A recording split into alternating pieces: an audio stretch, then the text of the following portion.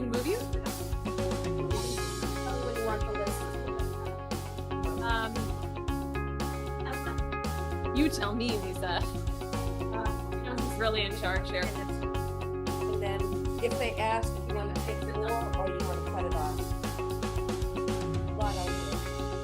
There's like 16 so far, right? Four?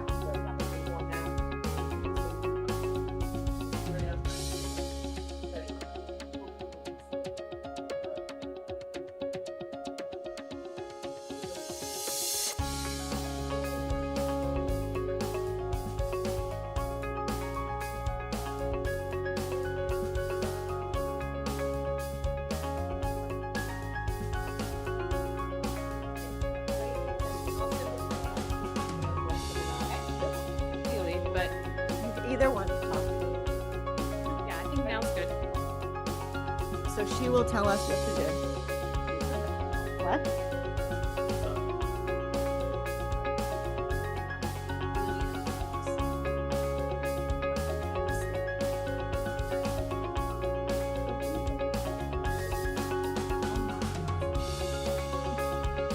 What are you seeing yourself on TV? Great, right? It's a really big honor that you get chosen. I know. This is the school committee. The back of the Yeah. Yeah, we try to get somebody from every school. Right. Not so far this year, no. Shall we?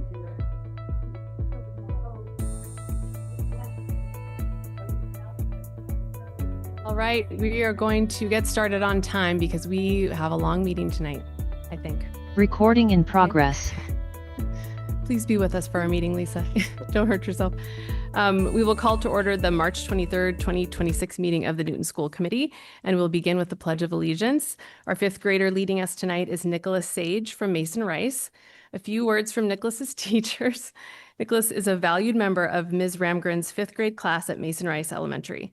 He is a dedicated and engaged student who has a particular passion for science, especially the hands-on stuff, as he puts it. Nicholas especially enjoyed creating sundials, an experience that highlighted his curiosity and enthusiasm for learning. Outside of school, he loves spending time with his family and enjoys cooking. So there is no obligation to participate, but for those who are willing and able, please rise and you can start whenever you're ready. I pledge Pledge allegiance allegiance to the flag of the United States of America and to the republic for which it stands, one nation, under God, indivisible, with liberty and justice for all. If you'd like to share anything about yourself or your school, please do. There's a lot of things I will say.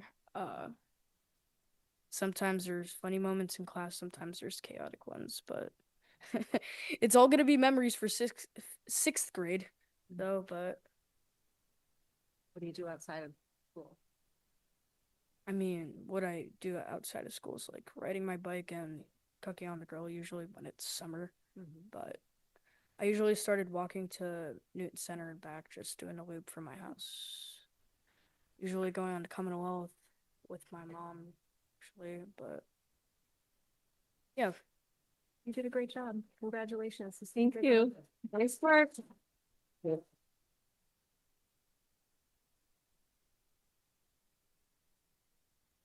All right. We will move to public comment for this evening. This is a time reserved for members of the public to address the school committee and for the committee members to hear directly your concerns and perspectives. We will not respond during the meeting, but we will listen and consider feedback. You may also reach out directly to school committee members. I think many of you have tonight. Please do that. Continue to do that. Our contact information is on the website. Remote speakers, we have 3 of you. Please ensure that your Zoom name matches the name that you use to request to speak, and unmute when your name is called. We will start with the online speakers. And then in-person speakers, I'll call names and like the next couple names. And if you could come forward and speak directly into the microphone so we can hear you, that would be great. We usually reserve 30 minutes for public comment. We have enough speakers here at the 3-minute amount to be well over that. I will make the decision to simply extend public comment. We won't reduce your time. You will have 3 minutes. At the 2.5-minute mark, Jason will give you a very gentle warning. And at the 3-minute mark, I might be stricter than usual about really trying to stop so that we can get to the next person, if that's okay. And then if you have additional stuff, again, please reach out to us. And we will begin online. Oh, please state your name and address when you approach too. With Dr. Robin Torresian, then Dan Almeida, then Lisa Cappuccia. Thank you so much. Robin Terosian, 34 Alden Place, West Newton. Can you hear me okay? Yes. I'm being driven. Thank you. I'm deeply concerned about cutting DEI leadership in our schools after so many of us parents worked so hard for so many years to get where we did in 2020. I don't know who was here at that panel of Black male educators earlier this month. I'm curious how many in the room were there and whether you heard the call. I wrote down what people said. Our students are not a data point. Teachers of color carry a double burden. People in the room shouted out these affirmations in ways that you don't see in predominantly white spaces. It felt really human. It felt real. And of course, Black and brown students especially need to see themselves reflected in their teachers and leaders, as the stories told us. But all students benefit from that diversity. I think about my own daughters. They're in 12th grade and 9th grade here. When they learn from educators and classmates with different life experiences, they're gaining not just empathy, not even just cultural competence, but a cultural humility. And they're gaining actual experience working across differences, the real skills that they're going to need in life after school. At last Wednesday's meeting, committee member Olszewski asked Superintendent Nolan, if it was a big enough position, this DEI position a year ago, to justify needing additional folks to do the role, how do you foresee a half-time commitment being sufficient? And then superintendent said that some of the director's responsibilities would be distributed to other individuals within the organization, and that others in the central office have some of the expertise. When we talk about expertise in DEI, it's easy to ignore lived experience. You know, it's like why we can't say, why they say all lives can't matter until Black lives matter. It's because the all usually doesn't include Black people. So why is this cut any different than other cuts that you're considering? It's because the impact here is disproportionate. It's systemic. You could teleport every bigot off the planet, and we'd still have the systemic issues of the school to prison pipeline, the achievement gaps, because the systems take not just a few years, the few years we've had of some progress that a lot of this school committee members, the new members, have not seen, weren't aware of where we were before 2020, but it takes decades to change systems. And if you've not spent hours in cross-racial spaces, as I've been lucky enough to do, if you rarely have real talk about race, which I do weekly, and it's really hard, then it can be easy to think that DEI responsibilities are easily distributed. And it can be easy to wonder why DEI expertise can't come from maybe our white staff just as well. I worked at Bridgewater State from 2012 till 20 at Eastern University. I repeatedly got to be the one white person in a room full of Black and brown educators. 3 minutes. I worked with a Black colleague in DEI for 10 hours a week. Oh, am I at time? You are. 30 seconds. Thank At time. Oh, shoot. I'm so sorry. Thank I'm you. just hoping you can keep up the commitment. Thank you. Thank you. Dan Almeida? Hi.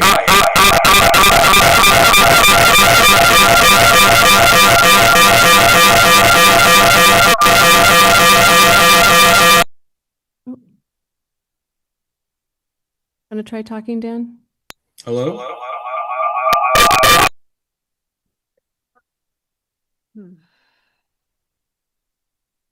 Not sure where the echo's coming from.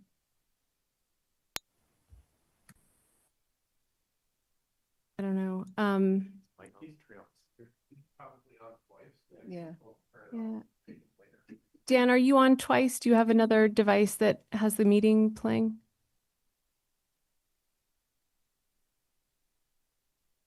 If you do, you could turn it off and then try again.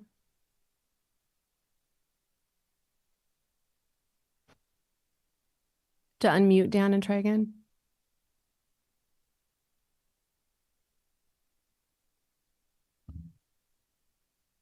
Dan, did you want to try again, or we can move on to Lisa? Oh, he's frozen now. All right, let's move on to Lisa. We'll see if we get him back. Hi, can you hear me? Yes. Great, thanks. Hi, Superintendent Nolan and Newton School Committee members. My name is Lisa Kaposha. I'm speaking to you about a position that I believe is among the central office positions slated for cuts. I work as a school social worker at Oak Hill, and I'm speaking tonight representing that role. I appreciate how you have prioritized staff working directly with students in school buildings for the budget, and I understand your rationale for looking at central office staff for cuts. However, there's one position, the coordinator of secondary SEL and mental health, that is worth a second look if the process allows. This coordinator, and in particular the person currently in that role, extends the work of secondary mental health providers in many important ways. At Oak Hill, I work with students in all grades, all diagnoses, and in all of our special ed and general ed settings. Student needs in our middle schools in social, emotional, and behavioral domains are more complex and acute than ever. To illustrate that, I'll just share a few points from DESE data, YRBS, and SOS, the Signs of Suicide program all seventh grade classes do in the district. At Oak Hill, over 14% of our students live in low-income households, and that's the most we've had in the last 10 years. Across all NPS middle schoolers, we've had significant increases in these three areas since 2016. Being in a fight on school property, being bullied in person or electronically, and feeling depressed or thinking about suicide. Also, at Oak Hill, 40% of our students are high needs, so that's low income, English language learner, or have a disability or some combination.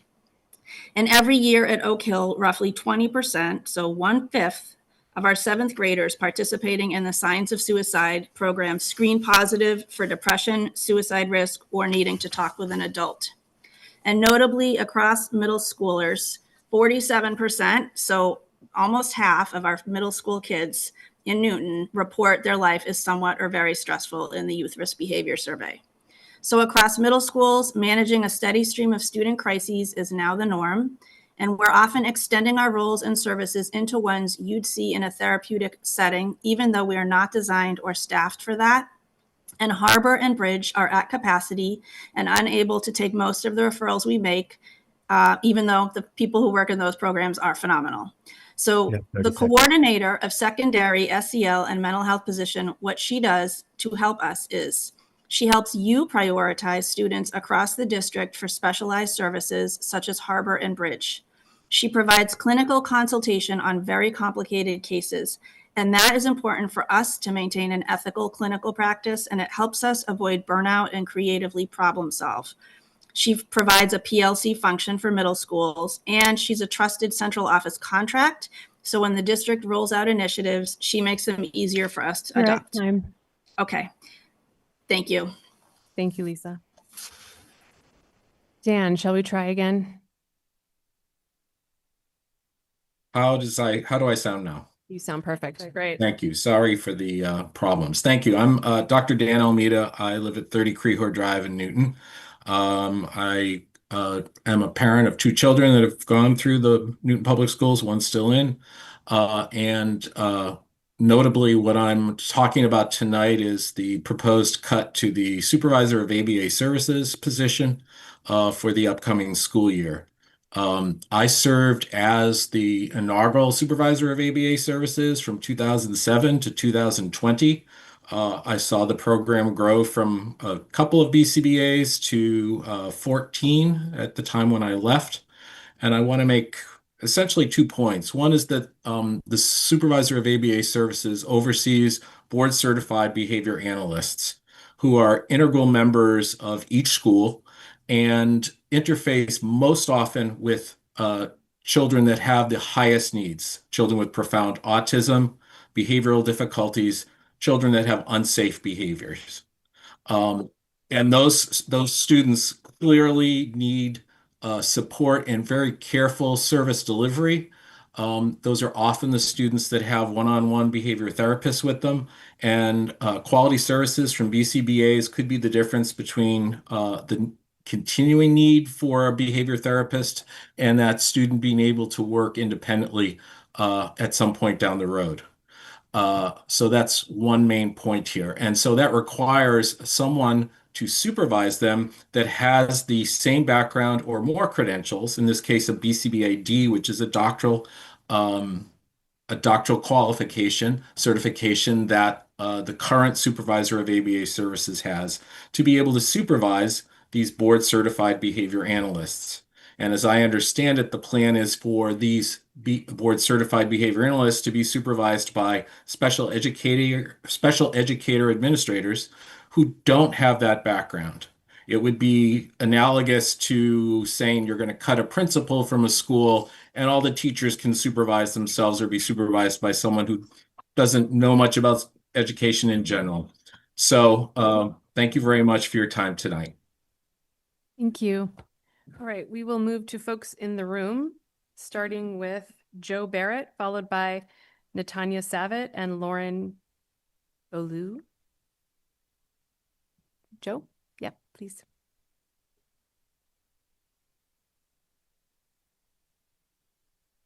Thank you for your time tonight. I'm here representing the 19 behavior analysts who received supervision from the Unit B supervisor you intend to cut, who's Dr. Jim Ellis. While we appreciate the difficult fiscal position the district finds itself in, eliminating this position will have far-reaching consequences for the most vulnerable students we serve, as well as their families. It will also cost the district a pretty staggering sum of money in the next several years. Dr. Ellis's support of our many special ed programs enables the district to meet the needs of students with very complex learning profiles. The STRIDE program is chief among them, which serves students from pre-K up until their 22nd birthday. Dr. Ellis provides essential oversight and alignment across programs at the elementary, middle, and high school levels. He supports a very wide range of staff, including behavior analysts, special educators, and behavior techs, ensuring consistency, quality, and fidelity in programming. His leadership directly impacts student success, particularly for those with the most intensive behavioral and therapeutic needs. It also saves the district millions of dollars over the course of a single student's educational career as an alternative to out-of-district placement. Should the quality of care deteriorate and just 5% of the students currently served in STRIDE end up out of district, a very conservative estimate of the cost for tuition and transportation is approximately $600,000 per year. A more realistic estimate would be closer to $1 million. The same is true of students in the Spark, Reflections, Bridge, and Focus programs, which span from kindergarten through high school. For perspective, Dr. Ellis's salary is less than the cost of one student's annual tuition and transportation for an approved special education school. Dr. Ellis's expertise is rare in that he can speak fluently from preschool to post-grad. When considering out-of-district placement, the decision is often a battle of the experts, and Dr. Ellis is the Newton Public Schools voice to say that we can educate a student within the district. We cannot afford to lose that voice. Additionally, building principals I've contacted highlight that Dr. Ellis plays a critical role in coordinating professional development, training in behavior support, de-escalation, and trauma-informed care. He makes sure all staff who need it are able to prevent, minimize, or respond to very dangerous situations. He also monitors the use of safety measures across the district and advocates for strategies that will reduce the need for interventions like restraint and exclusionary timeout.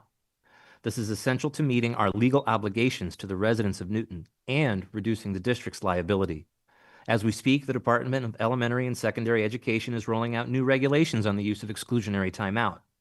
In the absence of Jim's leadership, we run the very real risk of ending up on the evening news for failure to meet these updated regulations. At a time when the district is already facing increasing costs related to out-of-district placements, eliminating a role that directly contributes to keeping students in district is both counterproductive and exponentially more costly in the long term.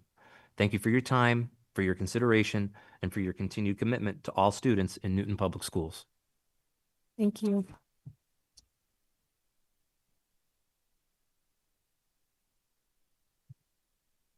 Natanya Savitt. My address is 82 Congreve Street in Roslindale, Massachusetts. Good evening, the members of the school committee and Superintendent Anna Nolan. I am Tanya Savitt, joined by my fellow BCBAs who serve the Newton Public Schools. We are here to provide a critical fiscal perspective on the proposed elimination of the Unit B Supervisor of ABA Services position currently held by Dr. Jim Ellis. While presented as a neutral adjustment, this decision directly threatens the viability of Newton's most cost-efficient program.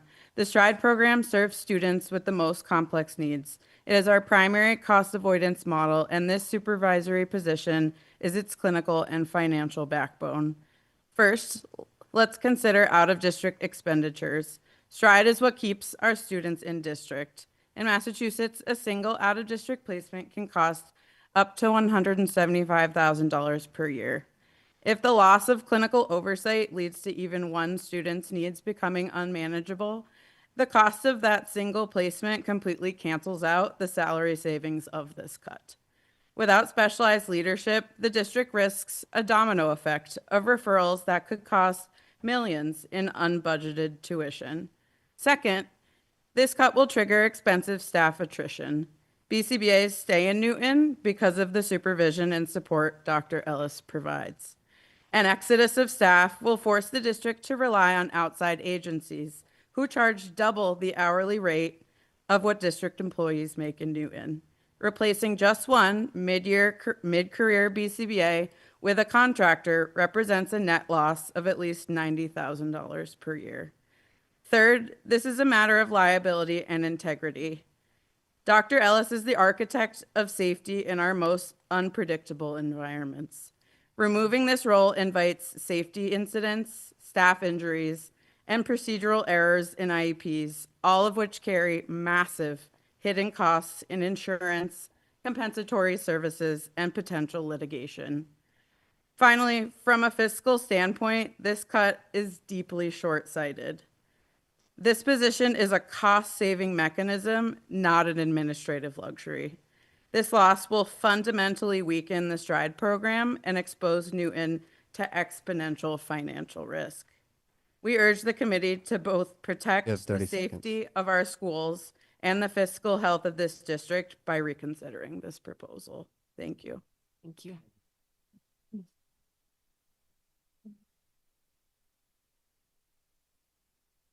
Lauren, and then Shannon Stevens and Rachel Diverge. Dr. Lauren Boyer, I'm from Maynard, Massachusetts, 8 Apple Ridge. Hello, I'm Dr. Lauren Boyer, a board-certified behavior analyst, currently working in the STRIDE program at Brown Middle since 2018. I'm here tonight with my colleagues because we are gravely concerned with the proposal to eliminate the supervisor of ABA services. I'll expand on some of the points already made to provide some additional perspective. First, Tanya mentioned how eliminating this role will trigger staff attrition.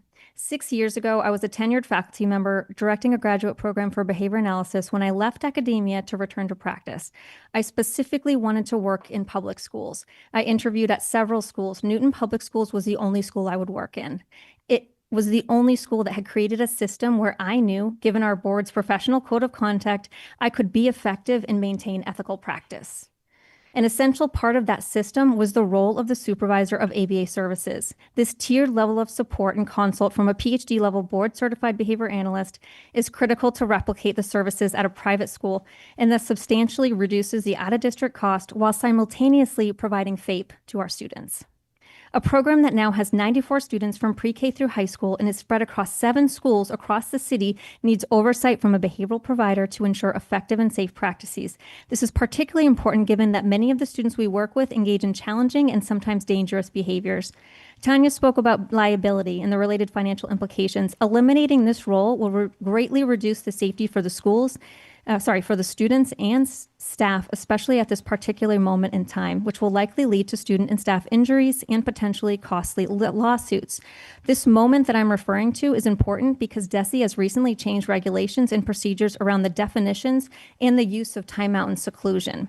These changes are a dramatic deviation to not only how the district has previously defined timeout and seclusion, but also how and when we can use it. These changes go into effect in August 2026, the next school year. As you may know, the use of timeout and seclusion is used as at the most vulnerable of times when there's an imminent risk to the safety of a student or a staff.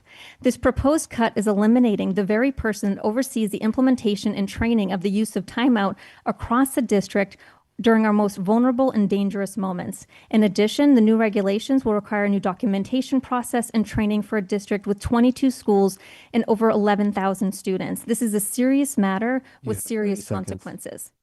The elimination of this role is not only dangerous to students, but staff as well. Without the supervisor of ABA services, the effective system at NPS will slowly fail and begin to cost the district far more than the salary of the supervisor. The number one reason students are sent out of district is due to challenging behavior. We cannot degrade the behavior analytics supervision of the system. I hope you consider these points and those made by my colleagues in your deliberations of the budget. Thank you for your time. Thank you.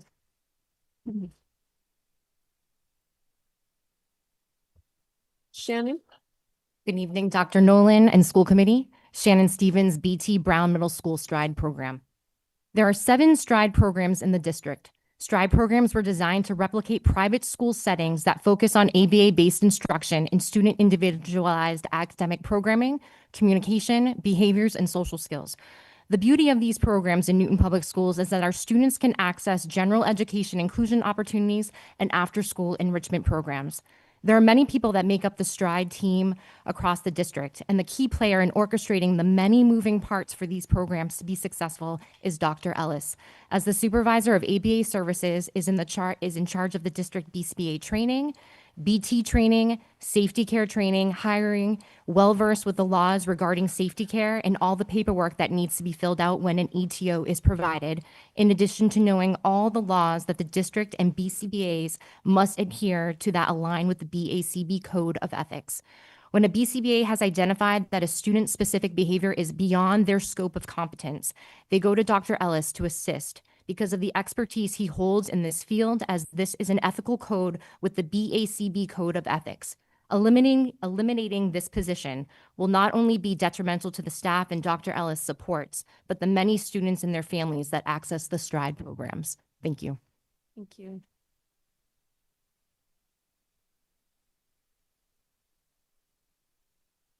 We have Rachel Thiverge next, then Srinivas Sridhar, and Ken Brooks. Good evening, Rochelle Tiviers, 24 Elmfield Road in Framingham. I'm here tonight to strongly urge you to vote against the elimination of the supervisor of ABA services position. I understand the constraints of the budget and the difficult position the district is in. I know that Dr. Nolan was tasked with the impossible job of finding the money in an already stretched beyond capacity budget to close the gap due to Mayor Laredo's unwillingness to do the right thing and finally, after years of underfunding, fund Newton Public Schools into forward motion. But within those constraints, it's critical that we fully understand the true impact of each proposed cut. I know that Dr. Nolan had to rely on her administrative team to help her identify the least impactful cuts, but the impact here is great. This is one of those cuts that may appear reasonable on paper, but in practice would have significant and far-reaching consequences for students, staff, and families. This position is not simply an administrative role. It is the backbone of our district's ABA, autism, and intensive needs programming that serves a substantial portion of our students and is central to our ability to keep them in district. This role provides specialized supervision to BCBAs, professionals who require oversight from someone with deep expertise in behavior analysis. That is not a responsibility that can meaningfully be reassigned to building or district administrators that do not have that training. If we remove that structure, we are weakening the quality and integrity of those services. This position also ensures that staff are properly trained and certified in safety care, which directly impacts how we respond to students in crisis. That is a student safety issue, a staff safety issue, and a district liability issue. That position oversees restraint and safety care data, ensures compliance with state regulations, and works directly with teams to reduce the use of restrictive interventions. With increasing state scrutiny, this is not optional work. It's essential. And importantly, this role connects and aligns programming across the Stride continuum, from early childhood through post-secondary. That alignment is a major reason this district has been able to keep students in district for the past 23 years, rather than sending them out at a much higher cost. I also ask you to look behind me right now. The families and educators here represent just a small portion of those that are impacted by this role. Many of these parents didn't even know this position existed. because when it is working well, it operates behind the scenes. But they showed up because they trust the educators who told them that this cut matters. They showed up because they understand that this position directly impacts the quality, safety, and stability of their children's programming. And I want to emphasize one final point. This is not just about preserving a position. It's about preserving the expertise, leadership, and instructional knowledge that makes the role effective. Positions like this only work when they are filled by someone with deep expertise, strong relationships across the district, and trust of both staff and families. That kind of expertise cannot be easily replaced, redistributed, or recreated. One thing I know for sure is that Jim Ellis is the right person for that position. This is the kind of I'm role afraid that is you're at time. invisible when it is functioning, but is in its absence will be immediately and deeply felt. Thank you. Thank you. I'm sorry for the no one.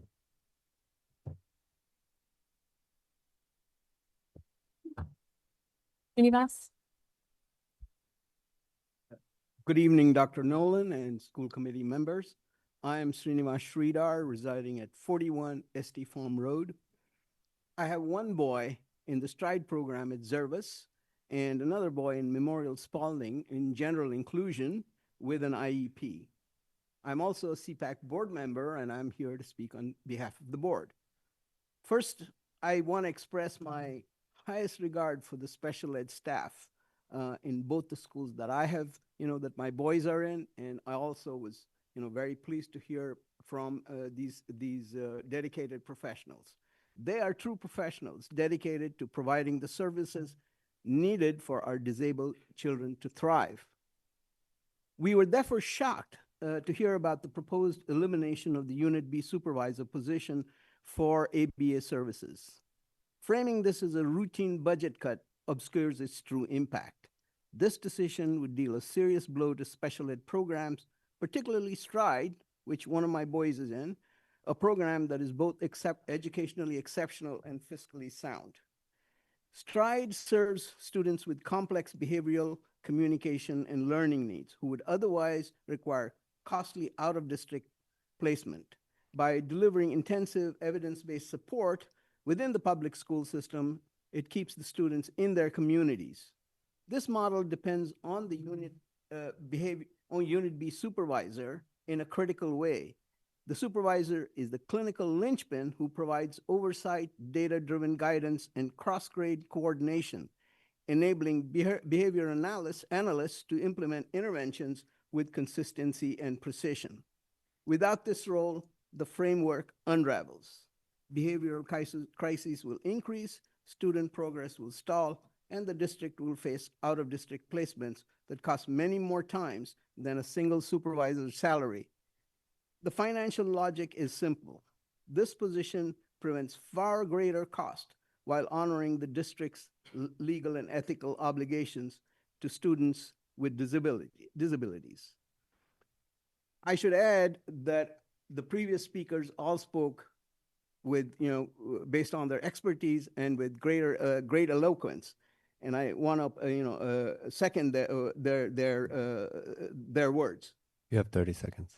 At the March 18th school committee meeting, the CPAC board endorsed the entire school's budget request. Only later did we learn of the elimination of the special ed position.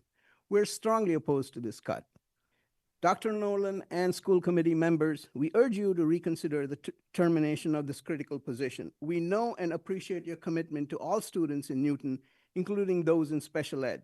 It is ironic that we started off adding 2 special ed positions and now we're cutting 1. While we understand that a leader of the large school system has to make many difficult choices, Your time is up. they have to be the right ones. Thank you very much for this.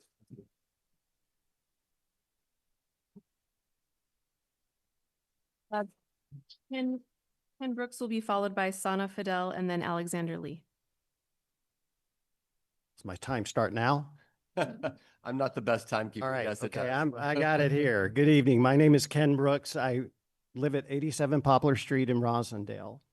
I work in enterprise digital transformation and organizational change management, primarily in the public sector. My work focuses on helping organizations navigate moments exactly like this, when difficult decisions must be made And how those decisions are communicated and implemented determines whether trust is strengthened or broken. I'm here tonight because what's happening is not just about money and jobs. It's about what this district signals to its staff, its families, and to its community about what it values. In my field, we know people can accept difficult decisions. What they cannot accept is broken process and broken trust. The way this significant change has been communicated through urgent meetings with no context, vague messaging delivered with a sense of finality, and a lack of direct leadership engagement, this is not just a communications issue, this is a leadership issue. Because when you handle change this way, two things happen immediately. You lose the trust of your people, and you create ripple effects across the entire system. So now let's talk about what's actually at stake. This is about the STRIDE program. Others, but I'm specifically talking about the STRIDE program. It's about students with autism spectrum disorder. It's about Newton's long-standing reputation as a district that leads, not follows, in special education. And it's about the caliber of the people that this district attracts and develops. Because when leadership roles are diminished or treated as interchangeable, you don't just lose positions and talented, dedicated people. You lose institutional knowledge, program integrity, and your credibility as a destination district for both families and top-tier educators. So my ask is simple: pause, reassess, and make decisions in a way that reflects the values Newton claims to stand for. Because right now, the message that's being sent is not about budget stewardship. It's about whether this district truly understands and is willing to protect what makes it exceptional. And I'll close with this. I'm a professional. I spend my career helping organizations navigate change like this. But decisions like these are never just structural. They are human. They affect people, families, and the communities we build our lives around. And in my volunteer work as a board member of Human Good, the 6th largest nonprofit provider of senior living and affordable housing in the nation, we end our communications with a simple truth about who we are. My name is Ken Brooks, and I am Human Good. So tonight I ask you, all of you who will participate in the decisions that will shape how you go forward as a school district and as a city, who is Newton? And will you lead in a way that reflects that answer? Thank you.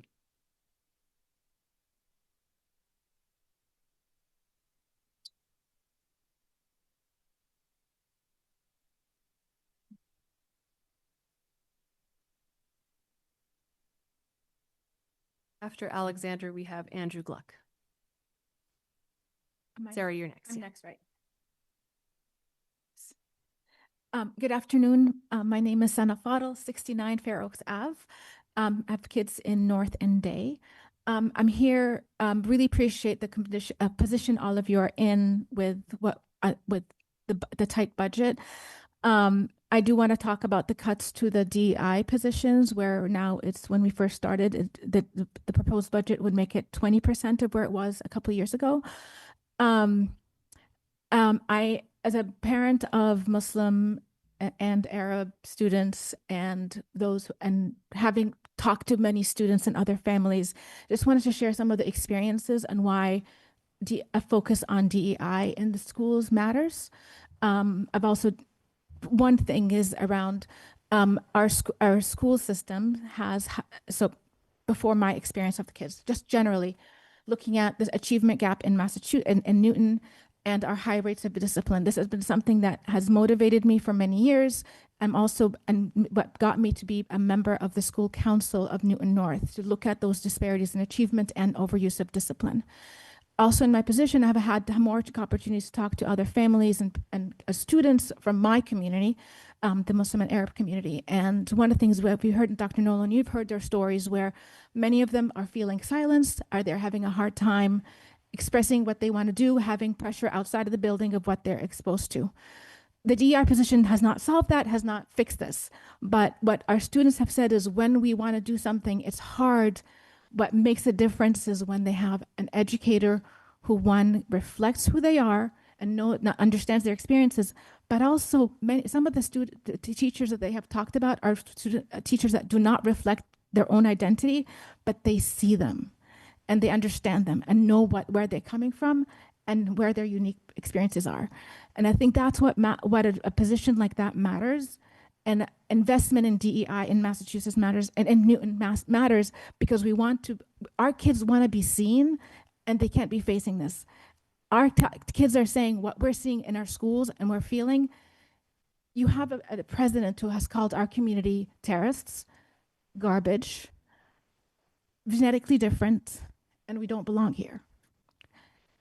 Our kids feel it. They don't come into the school building and say, okay, I'm going to focus on my classes. Having our teachers understand that, whether because of their own experiences or because how they're being trained to see our children, matters to their education. Thank you.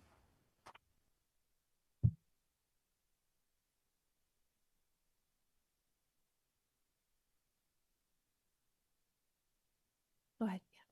Good evening. My name is Alexander Lee. I'm here tonight as a parent of a Bigelow 7th grader and a Newton North junior. I'm also a leadership team member of 350 Mass Newton Node and the chair of Green Newton's Green School Connections. I'm commenting on the fact that the current budget proposal would eliminate the sustainability role held by Stephanie Gilman. I want to talk about the fuzzy math my kids are actually learning, not in their classrooms from their excellent and dedicated teachers, but from the decisions we're making as a district. We are considering eliminating a full-time sustainability position as a cost-saving measure without accounting for what that role actually saves. A sustainability director reduces waste hauling costs, helps secure state grants, coordinates energy efficiency projects that lower utility bills, and eliminates redundancy across facilities, food services, and individual schools. Without that role, the work doesn't disappear. It gets scattered, duplicated, and less effective. And we quietly spend more while telling ourselves we're saving. That's the kind of math my kids can see through. But what concerns me more, or as much, is what our students are learning from the system itself. My children are being taught to throw compostable cutlery into the regular trash. This has been going on for a couple years. They see recyclable and compostable materials treated as garbage. Students and principals are told that eliminating individual ketchup packets is an intractable problem. This is not a missed opportunity, it's a lesson, and it's the wrong lesson. Climate and sustainability education isn't optional. It's a priority for both the MTA and the NTA, but priorities require time, support, and coordination, and right now we're not providing those. Meanwhile, other districts are moving ahead, and there are concrete reasons they are ahead. Brookline, where I grew up, feels ahead because of 3 interlocking strengths we lack here: clear, distinct district policy, curriculum integration, strong top-down alignment so district leadership, facilities, food services, and classrooms reinforce the same priorities instead of working at cross purposes. We could beat Brookline if we did that.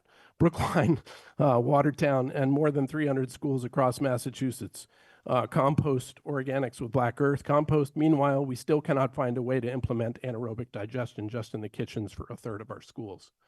I want to acknowledge that the City of Newton clearly values sustainability. The city's recent investment policies and public projects demonstrate immense progress and create opportunities the schools could and should build on. That said, school systems need dedicated coordination to turn city-level progress into everyday practice in classrooms and cafeterias. You have 30 seconds. So what are our kids learning? Not how to solve problems, but how systems fail. They need to learn how to reduce waste, think long-term, and to live in a world where climate impacts will be crippling for those who are unprepared. Right now, we are not preparing them for the future. We are modeling confusion. Eliminating the sustainability director position doesn't just affect budget, it affects what our kids learn by watching us. If we want them to act responsibly and solve hard problems, we have to show them how. Right now, we're not. I urge you to reconsider not just the position, but what we are teaching our children through these choices. Thank you. Thank you.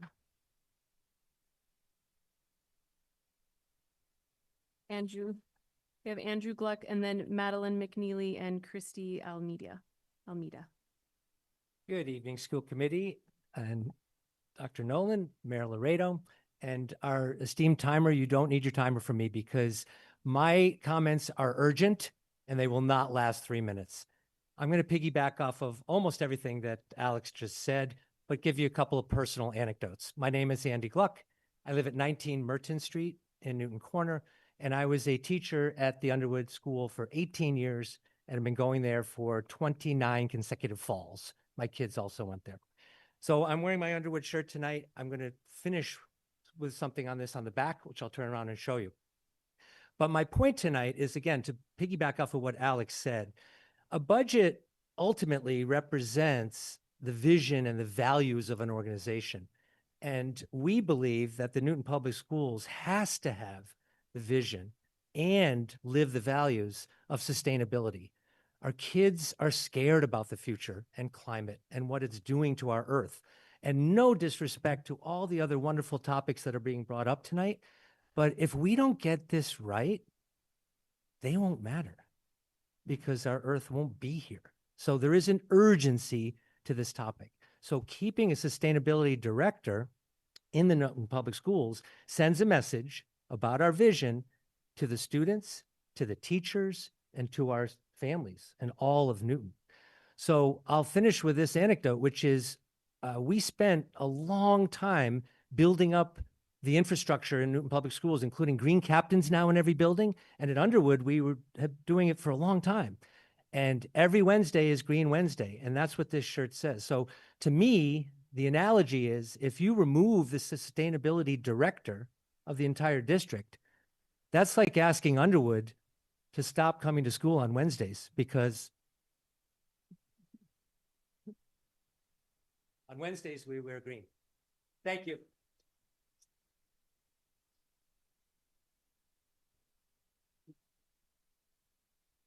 Good evening. Thank you. I'm Madeline McNeely, 68 Jewett Street, Ward 1. Thank you for your commitment to public education, equitable educational practices that promote belonging and inclusion. I'm here to request that you keep the full-time DEI Director of Diversity and lay the foundation to reinstate the department to its 2.5 FTE.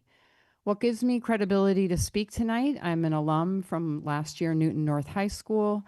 And I have a business, and I am a Harvard instructor. Many of my education clients include superintendent associations in Indiana, Louisville, Kentucky, Boston, Framingham. I've trained thousands of people. I've trained Newton public school teachers thinking about the dynamics that white women have challenging and working on issues of diversity. There are a few thought leaders I want to share that influence our decision tonight. What got you here won't get you there, a book by Marshall Goldsmith. Culture change is proportional to the level of trust in your organization and in all organizations. This is a trust-building moment, and the current proposal erodes trust with hundreds of stakeholders at all different levels of our district. Good to Great, Why Some Companies Make the Leap and Others Don't, a book by Jim Collins. It may be true that there are qualified professionals who understand the work that the NPS DEI department has done over the 6 years, and that you can distribute the work to other professionals. However, that argument is exactly the rationale for why you should keep funding this department, because it's precisely the reputation and the impact that Newton Public Schools has had since 2020 that this department must remain and continue to be funded. The other idea, what gets measured gets managed. Peter Drucker, prominent management consultant. Bureaucracies need designated department heads to measure the impact of the work across their systems. We've just heard countless people talk about this. The DEI director, convener, coordinator, thought leader, specialist, expert, manager. The role of this director is to inspire and hold the system accountable to the vision and outcomes it claims it wants to achieve. We know this in curriculum coordinators. We know this in nursing directors and oncology units in hospitals. The same applies here. You have 30 seconds. Representation matters. BIPOC parents come to Newton because we have a DEI department, because of the work that Kathy has done for the last 6 years. The disproportionate number of Black women who have lost jobs in the last year and a half is phenomenal. It's breathtaking. It's disturbing. We do not want to reflect this phenomenon here in our town. Remember, budgets are moral documents. What if everybody who made over $125,000 took a small pay cut across the district to Your time's preserve up. all these critical roles we're advocating for? Make a different decision. Thank you. Thank you.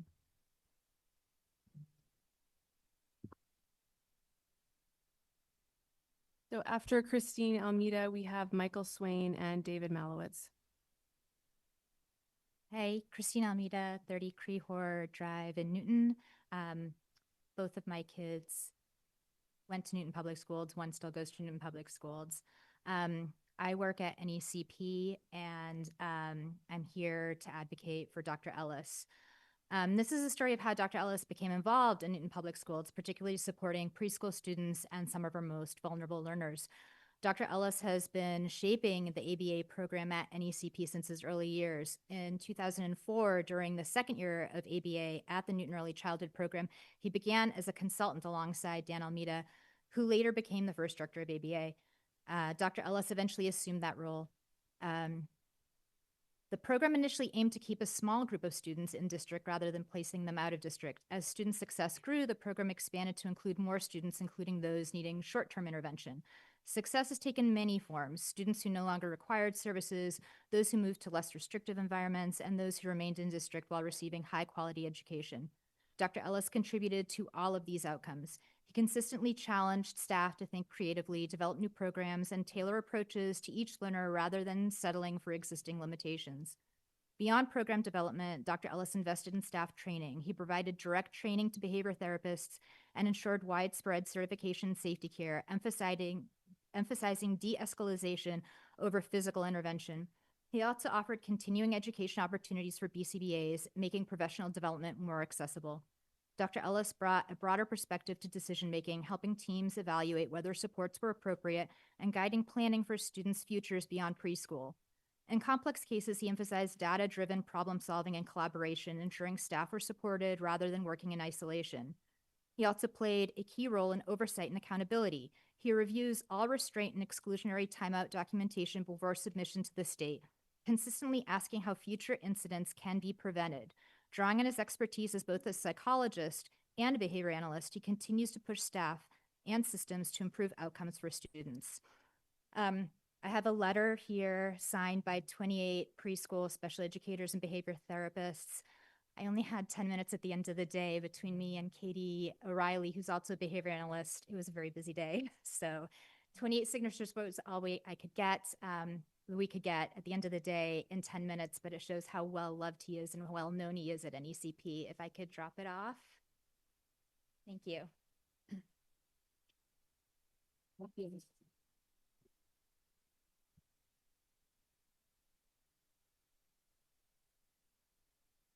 Hi, my name is Michael Swain. I'm a Newton resident, 11 Arden Road. I'm also chair of the Newton EV Task Force, which is a volunteer group that's been working to increase EVs here in Newton since 2019. I'm here to talk about Stephanie Gilman's role of project management and sustainability in Newton Public Schools. So just a small part of what she does. We've been working with Stephanie on attempting to introduce electric school buses to Newton. So this is something that Newton's been working on for a while. In fact, the 2022 contract included the introduction of electric school buses, but we haven't been successful at doing that. Another opportunity is coming up with the 2027 bus contract. Stephanie in particular has obtained a grant on behalf of Newton, shared with Lincoln for about $2.4 million from the Mass CEC. And she's been working very closely with us on making this possible, to consider making such a transition. There are other grants available as well, both from the federal government and from the state, that are coming up, and we could apply for to help with this transition and make it an affordable one. We worry that without this position and without Stephanie's skills, that we might not be able to do the transition again in 2027, and we'd have to wait to at least till 2032, and that would risk our goals as a city in terms of our net zero commitments for 2050. So the money that we're saving on her salary could be multiplied many times if we are able to get these grants. We're concerned both about that. about also, there's other things like the the Massachusetts Climate Leader Community Program is something that requires not only participation from the city, but also from the schools in order for us to be successful at entering that program, getting the grants. You start with being 30 seconds. eligible for at least $1 million worth of grants there. And so to become that and to sustain it, we fear again without Stephanie's skills in this role, we won't be able to do it. Thank you very much. Thank you. After David, we have Amelia Oliver and Jenna Myra. My name is Attorney David Malowitz. I live at 150 Monadnock Road in Chestnut Hill, and I'm the parent of a first grader in the Reflections program at Williams Elementary School, a program for the most medically complex, physically disabled, and nonverbal children living in Newton. It has been over 1 year since our community gave our last public comments regarding the lack of an accessible playground, with no movement whatsoever for a solution. There are students with limited lifespans. Their elementary school years are their prime. This is a priority that cannot wait. Even though our Reflections children are severely disabled, they are still children who need meaningful recess, not just for motivation to develop mobility skills, but to use up energy and have fun.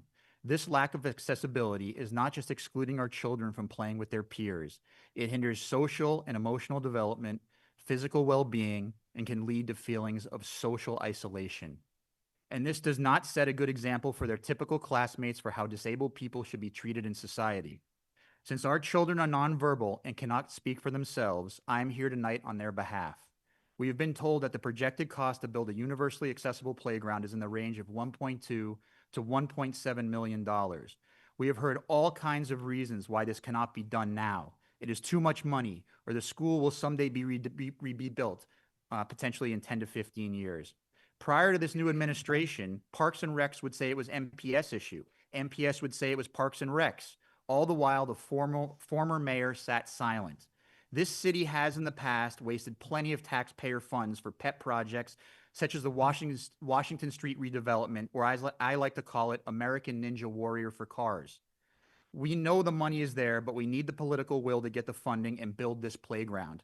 The buck stops with you, Mr. Mayor. But both Cambridge and Waltham have universally accessible playgrounds. Newton should step up and make a positive statement in the same way, with at the very least, one truly accessible playground of our own. I am hopeful that this new administration will take action. Mayor Laredo recently stated in his mayoral update that his administration is committed to the safety, dignity, and well-being of all who live, work, or visit the city of Newton. I hope that includes the most vulnerable residents as well. The Reflections children have been denied access to the most fundamental social interactions and relationship building that most of us take for granted. A universally accessible playground is the right thing to do for these children. If you will not do it because of that alone, please understand it is also required under federal law.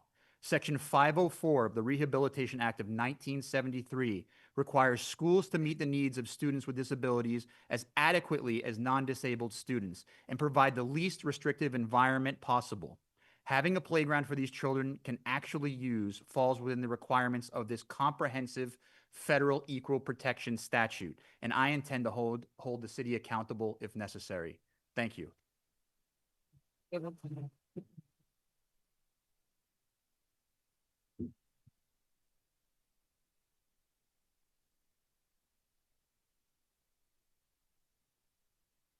Hi, my name is Amelia Oliver. I live at 20 Trowbridge Avenue. I have kids in Day and North. Thank you, school committee members, Superintendent Nolan, Mayor Laredo for being here. Thank you guys for doing all this hard work. Mayor Laredo, I don't know if you can see the room. The room is overflowing. There are people in the hallway. The community cares about this. This is an untenable situation. Please fund a level services budget for our school district.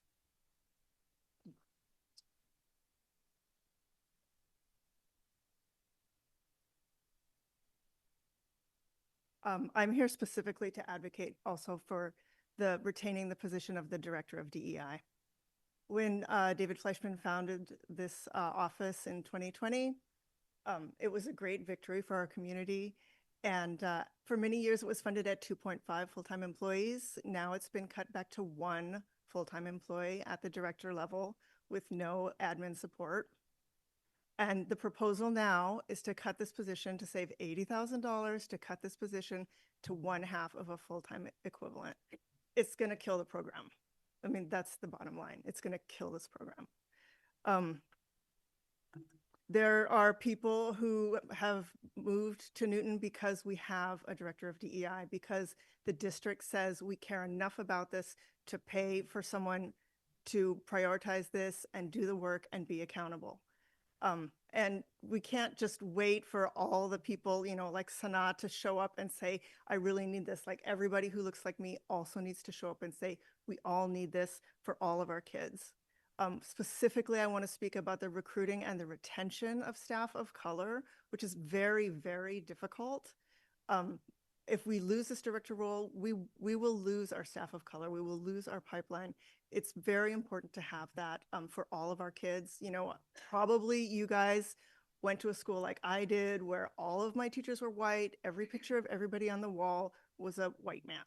And it wasn't until I went to FA Day and walked into Mr. Darrell Scott's English room where I saw everybody on the walls was a person of color. And that makes all the difference, right? And our kids get to see that in elementary school and middle school and high school. And they get the experience of learning from educators who don't share their cultural affinities. They are becoming culturally competent citizens, and that's what we all need. So yeah, they need the experience of working in an environment where everyone is valued and everyone thrives, and that takes work. It takes ongoing work, and it's worthy of a full-time director who's responsible for it. Please continue to fund this role. Thank you. Thank you.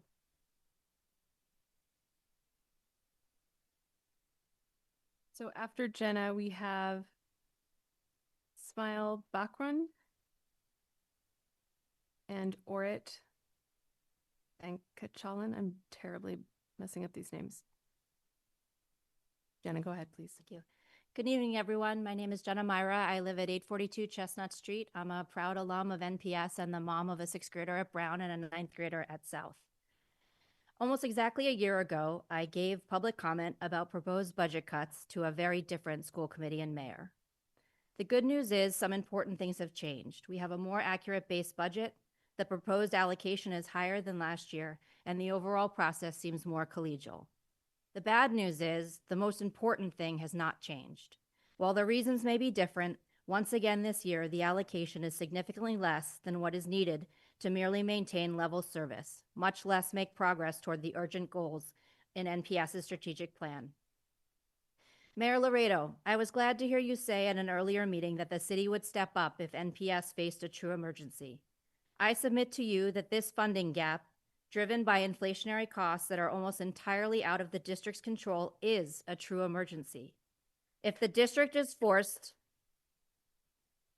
to make all the cuts Dr. Nolan proposed in order to fit within the allocation, as we've heard tonight, including cuts to much-needed maintenance, to critical central office infrastructure that helps the whole district run better, and to important positions that reflect our values and keep our school system moving forward, we will be moving backwards and risk falling entirely off the pathway to thrive. As several committee members rightly emphasized at the last meeting, this moment is different, and we're asking you, Mayor Laredo, to be different from your predecessor by being flexible and innovative, by adjusting your allocation to the reality of what our schools and students need now. While I am glad to hear that there is work happening behind the scenes on longer-term solutions, NPS needs a financial bridge now, for this year, to preserve our district's important forward progress and to restore community trust in our schools after years of underfunding and turmoil. Mayor Laredo, you know this city's budget better than most, so I'm asking you to please find a way, whether by releasing more dollars from the Education Stabilization Fund, by using free cash, or by some other mechanism.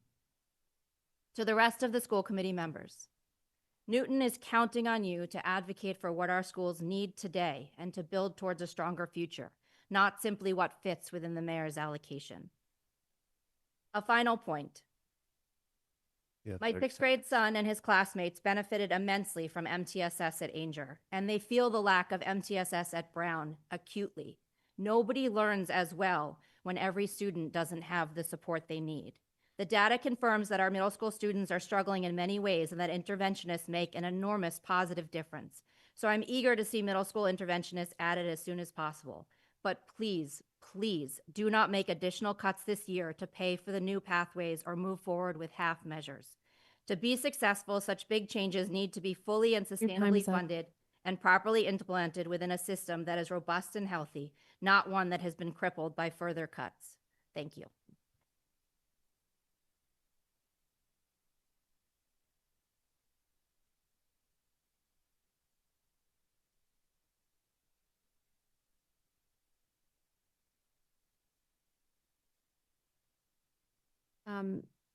I'm probably saying this name very poorly. Shael? Oh, they left. Okay. Thank you. Orit? That's same. Oh, sorry. Okay. Cindy Chow. And then Sunwoo Kang, followed by Amani Aranya.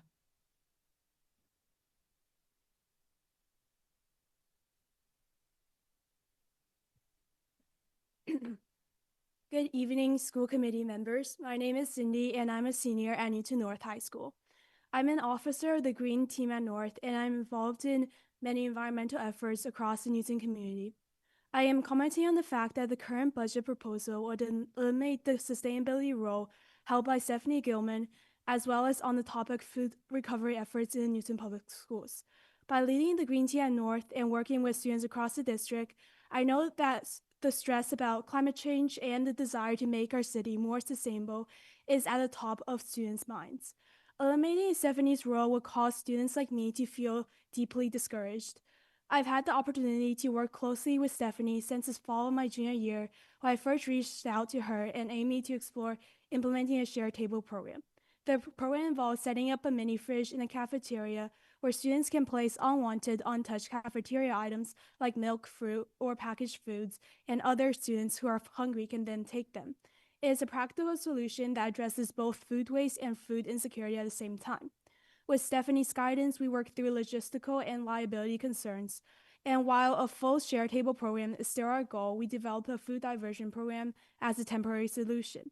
Through my initiative, the Food Fork Initiative, volunteers collect untouched foods from schools and redistribute it, either through weekly snack bags for students in need or by donating it to the fridge. This program is now in 6 Newton schools and, combined with pantry donations, helps support 100 students each week across 17 schools. But this work is not finished. With Stephanie's continued support, we hope to transition or implement shared table programs at all Newton schools, since they are a more self-sustaining program. Nearby districts, including Arlington, Brookline, Lexington, and Belmont, have already implemented shared tables. There is no reason that Newton cannot do the same. My ask is this: preserve this sustainability role and work with us to make shared tables a district-wide policy.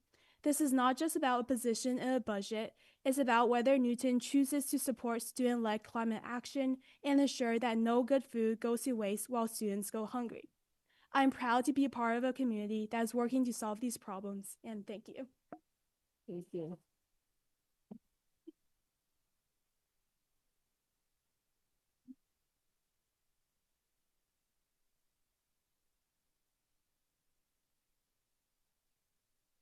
Hello, my name is Sunwoo Kang, and I'm here today as a representative of Green Newton. I'm vice president of Green Newton, but more importantly, I'm here because I'm the parent of 3 children who went through the Newton Public Schools. I'm a past PTO co-president, a former member of our elementary school's parent Green Team, and then past chair of the Sustainable Materials Management Commission. So I've been involved in sustainability in the city and in the schools for a long time. I can tell you what a boon it was to get the sustainability position in the schools, to be able to centralize and coordinate initiatives through the city so that schools could have equity in sustainability. To cut it would mean that so much of the projects that we've been able to accomplish, including the Green Captain's role, which parents and teachers fought for a number of years would be at risk, along with so many of the other initiatives that have been implemented. Why does it matter? Because of our young people. This generation is keenly aware of the impacts of climate change, and this affects their outlook on their future. We know this. I believe we underestimate how the prospects of a diminished future and our generation's lack of action affects the mental health of our young people. When their school pulls away from environmentally beneficial initiatives, students not only lose the opportunity to learn about climate change, they see that the older generation does not care about their future. And mostly, they lose agency, the sense of empowerment that they can affect change in the face of a potentially diminished future. Continuing to support sustainability in the schools through this position would show our young people the value that we place in their future. I encourage you to continue to fund this position, please. Thank you. Thank you.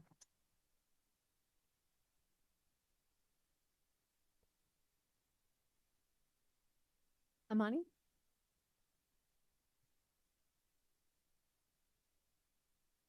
Good evening. Thank you for your time today, Dr. Nolan and school committee members. My name is Amani Arunga, and I am here today to talk about the proposed cut of 0.5 to the role of the Director of Diversity, Equity, and Inclusion. I have attended all 13 years of my education through the Newton Public School System. I have been the class president of Newton North High School for the past 4 years, and I'm engaged in many extracurriculars throughout the community. So I have seen firsthand the issues that the Department of Diversity, Equity, and Inclusion seeks to address. In my 13 years of education in the Newton Public School System, I have had one Black classroom teacher. I have been, out of the 7 advanced placement courses that I have taken, I have been either the only or one of 2 Black students in 5 out of 7 of them, a statistic that is not reflective of the diversity in our school system. I have read books by only 3 authors of the African diaspora in all of my English classes throughout the Newton Public School curriculum. Looking at reports from the Department of Diversity, Equity, and Inclusion, these numbers and realities in school are imperfect, but they are being improved every year through our commitment to equity and excellence through our Department of Diversity, Equity, and Inclusion.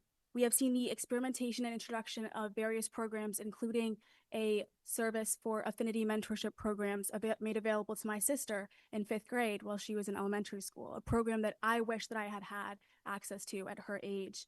Making cuts to the Department of Diversity, Equity, and Inclusion does not honor the Newton Public Schools' commitment to equity and excellence. It tells students of color that even if this is a hard decision and a decision that we don't want to make, when hard decisions have to be made, we are okay putting them on the back burner. We are okay putting their needs back in the margins of society. It tells students that when money is tight, we are okay not investing in them and their future and their success. As a graduating senior, I hope and I strongly recommend that the Newton Public Schools continue its investment in diversity, equity, and inclusion and maintaining the role of the Director of DEI at the funding that it has been granted in the previous years and not make a cut of 0.5 to the position. Thank you.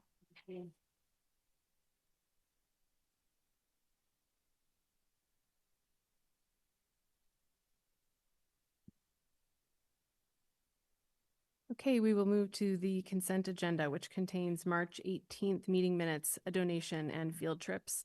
Is there anything a member would like to pull from the consent agenda? Is there a motion to approve the consent agenda? You had a question on. Can you tell me which item and we'll pull it? Yeah, hold on. It was the public comment, and I just wanted to make sure it was reflected in the spirit that it was given about. Wait, can I stop you for a second? Do you have a question about the consent agenda? No, I'm sorry, not the agenda, just the minutes from last. Oh, the minutes from last time. Okay, so let's pull the minutes. Okay. And then we'll do the consent agenda and go back to that. Perfect. All right, so Is there a motion to approve the consent agenda with the March 18th meeting minutes pulled? So it just consists of a donation and field trips. Victor, is there a second? Second that. Ari. Okay, let's vote. Ward 1, Yes. Ward 2, Yes. Ward 3, Yes. Ward 4, Yes. Ward 5, Yes. Ward 6, Yes. Ward 7 is a yes, Ward 8, Yes. Mayor Laredo? Yes. Thank you. Okay, we can entertain your question on the Sure. So I just wanted to make sure that the minutes reflected the spirit of the comment in regards to the calculus project. I think that the folks who came here wanted to clarify that the Newton Schools Foundation was continuing to put forth, I think it was 55K towards it. And I thought the minutes more reflected a request to continue to support it. Can you point to the wording you're concerned about? It's like it's top of page 2. This might take me 1 second, but saw it in my look. It says Karen Manning et al. Supporting continued funding for the calculus project. Mm-hmm. I took that as our portion of the funding for the calculus project because we also fund. Okay. Maybe that, I thought they were just clarifying that Newton Schools Foundation was continuing to put forth their amount. I think it was both. Yeah. Okay. I think so. Do you want to amend it? Do folks feel like we should amend that? And add a supporting continued funding for the calculus project from sorry. Should we amend it to include that NSF has committed their 55K of funding and supports continued funding from NPS for the calculus project? Something like that? Would that capture it? Okay. Let's do that. And then is there a motion to approve the consent agenda as amended? Motion to approve. Second, Victor. All right, let's roll call. Ward 1? Yes. Ward 2? Yes. Ward 3? Yes. Ward 4? Yes. Ward 5? Yes. Ward 6? Yes. Ward 7 is a yes. Ward 8? Yes. Mayor Laredo? Yes. Okay, great.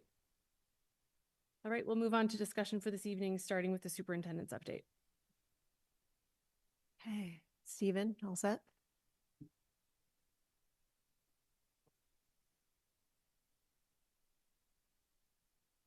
Thank you.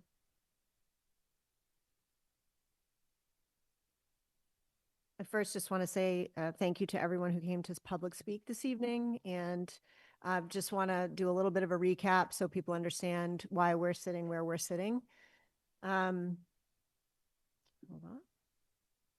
So as my colleague here, Ms. Pilu, and I did a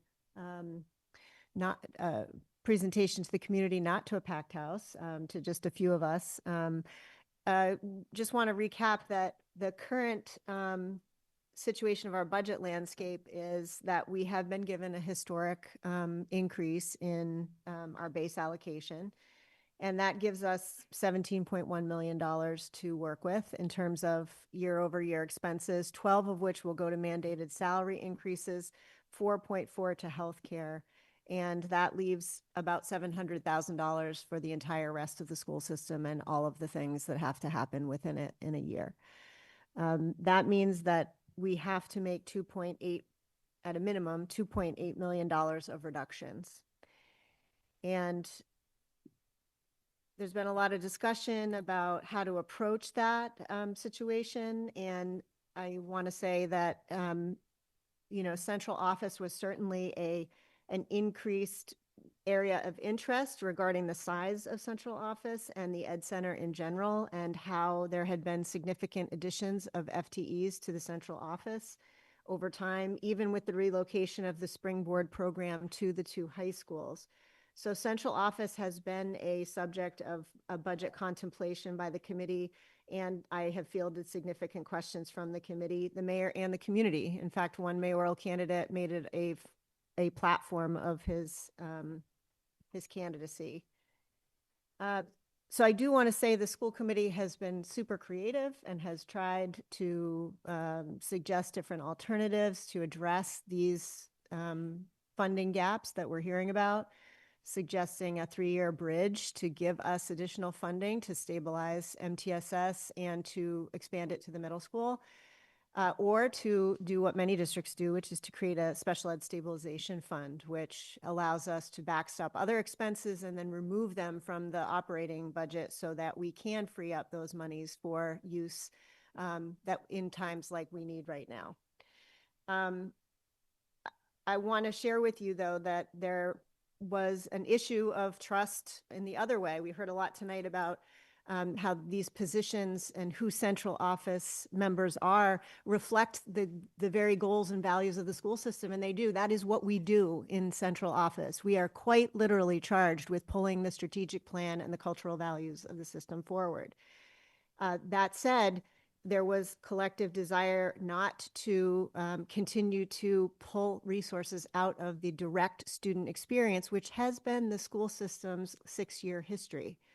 So all of these different directors and leaders and the folks who also serve under them, including secretaries or custodians, all made the list in terms of the number that is quite large, $2.7 million worth of reductions. That's a lot of individuals. We've also made some other adjustments, which people have heard about, sort of level funding the calculus project, right? So we had hoped to expand that, and it's safe, and I want everyone to know that, and I deeply thank NSF for offering to continue the support that they've had. We've also redeployed resources like $300,000 of our interns. So I just want to say to you, interns within the system from various work study programs across the region allow graduate students to get their experience. We also get a pipeline of future educators for our district.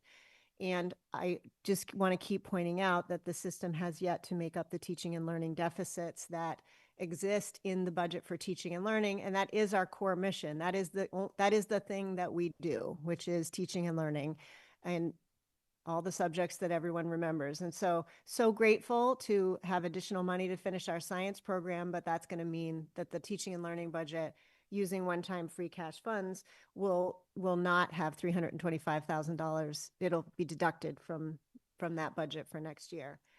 And I too spent the last, several weeks thinking about trust and all of the times that we hear about what has happened to the school system over time and how we really need a calm and smooth budget season. And I don't know how to bring that forward yet. I don't know how to do that because I think I was hired to advocate for the school system and for our core mission, and I'm trying to do that. But what's happening is, one person's trust breaker is another trust maker, and we are in a very difficult set of decisions. Either way, it's costly. And I think these conversations are obviously financial instability is what we're trying to solve. And I do believe all the parties in the city are trying to solve that problem. No one's withholding. It's a serious problem. There are new pressures, new financial pressures that were quite steep for a second year in a row. And of course, when we have these conversations, one of the speakers said it's a ripple. I think it's an erosion of the confidence overall. That said, in an attempt to not erode confidence in our school programs, we really tried to think about avoiding cuts to the student experience. If you recall, post-override, there were lots of discussions about removing things like music and art and athletics and tutoring. And I have to say, some of those were removed and some weren't. And we're really trying to keep the student experience whole. And I tried to come up with what is the way that we decide how the student experience is affected, right? And how do you say what is essential to the district? There's operational essential to the district. There's the ability of the district to function without the position. There is the mandatory nature of deliverables of certain positions. There's the current workload and capacity that the person puts forward within to the school system. and the other available avenues to accomplish the core mission of that particular position. So I guess I'll say all of that is in the shaker as we tried to make now $3.7 million worth of cuts, because I was asked to contemplate what if we did add those additional math programs, which we all want, right? We are not a school system that has a lot of extras to give right now to the system. And you just heard none of what is being offered as potential reductions are extra. They feel core to someone and someplace within the system.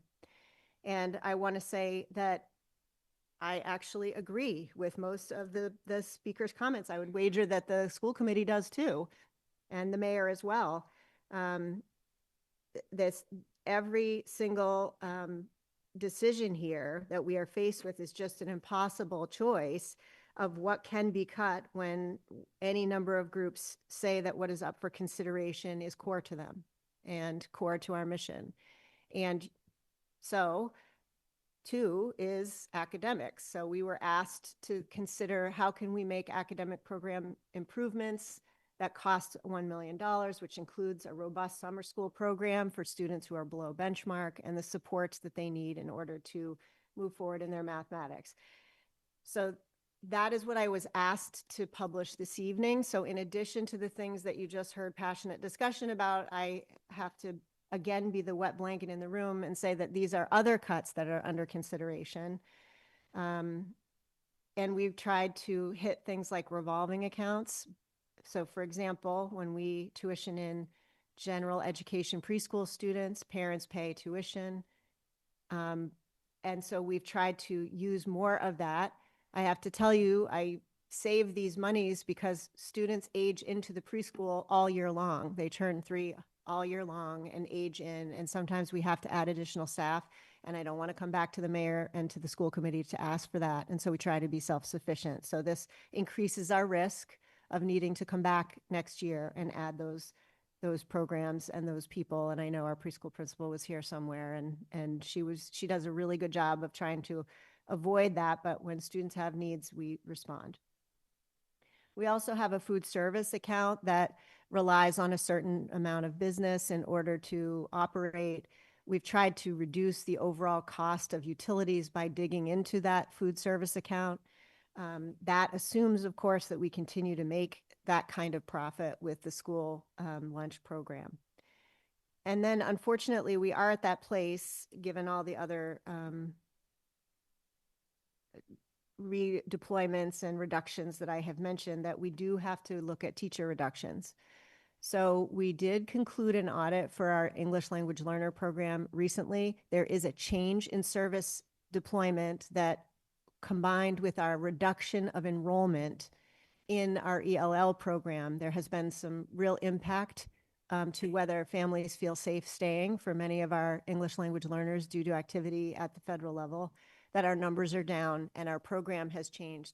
So these cuts, which span across the district, small increments across many schools, so no one school is unduly impacted, is a proposed reduction. And finally, Newton North, as you know, or maybe you don't know, but we've been discussing, has lost 76 students this past year. And so in parallel to the cuts that were made to elementary school for reduction of their enrollment, these enrollment reductions for North are 3 FTE. I just want to note that the principal is still looking at course enrollments and IEPs to be able to say exactly what that is. So it says 3 FTE unit B/A/C because we are waiting to see how all the service delivery shakes out, but the number will be the target that we will hit. And then finally, the district is spending a lot of monies on different types of substitutes. Last year, we had less long-term substitute leaves and more daily substitute leaves. So we moved monies from one to the other. And this was a risk that Mr. Hurley and I felt we could take on, hoping that we are reducing some of our weight of absences across the school system. But again, this is a risk that we're taking on because we can't foresee what next year's absence totals will be. So I just said risk 30 times. This slide says there are lots of risk, utility and healthcare volatility, deterioration of infrastructure, subs and coverage. I'm worried about those things. Worried about all of this, the leadership load shift. I mean, you heard very clearly this evening how the shifts for many leadership roles would fall to remaining staff. And as is shown here, there will also be impact bargaining implications for our unit staff. So this conversation may have more to the story and I've reached out to all of our union presidents with custodians, NISA, and NTA long in advance. There's been a lot of communication in advance of these situations, especially negotiating with our unions about what this will mean. So I tried to just make a visual so you can see it's squirrely. Things are going to go to different people. There's going to be impacts on assistant superintendents, principals, the business office, myself. There's lots of folks that are going to take on coordination roles for the district. That's what central office does. As you heard tonight, we lift, align, train. We do the pieces so that the staff can conduct their student-to-student business. So shifting roles is not the same as dedicated individuals in the role. And without exception, those individuals add value and expertise to our district. And I do not want to recommend these cuts. I don't think anybody in this room wants any of those reduced positions. I was asked to try to talk about how something like these changes in positions and changes in duties would be deployed. Again, I just want to say that I have to impact bargain with all affected parties. So none of this is the thing that is happening. These are illustrative ideas for how other districts manage the kinds of scenarios in the district that we have had roles for. So most districts do not have dedicated, smaller districts especially, sustainability coordinators, DEI offices, or payroll directors and coordinators in the same way. They use consultancies, they use stipended positions, they contract with development providers, and they seek grant consultation. These are not the same as having dedicated people to do it, but that there are ways that we would have to figure out should these scenarios come to pass. I do want to also say that with the reduction of 2 custodians and the opening of 4 new expanded campuses across the city for schools, we will have to make some changes to how we are deploying custodians across the city. And so to that end, this building will be closed at 6 o'clock each day, except for the days that we have school committee, which is a change. It's generally open longer, but we will have to pull those custodians to send them to other places. So it's just one suggestion of how these changes impact the system. And so I'll quote one of our teachers today, just saying, like, I feel so happy that we are getting the math support. It's like getting a diamond ring, but then someone kind of punching me in the gut at the same time, because it's hard to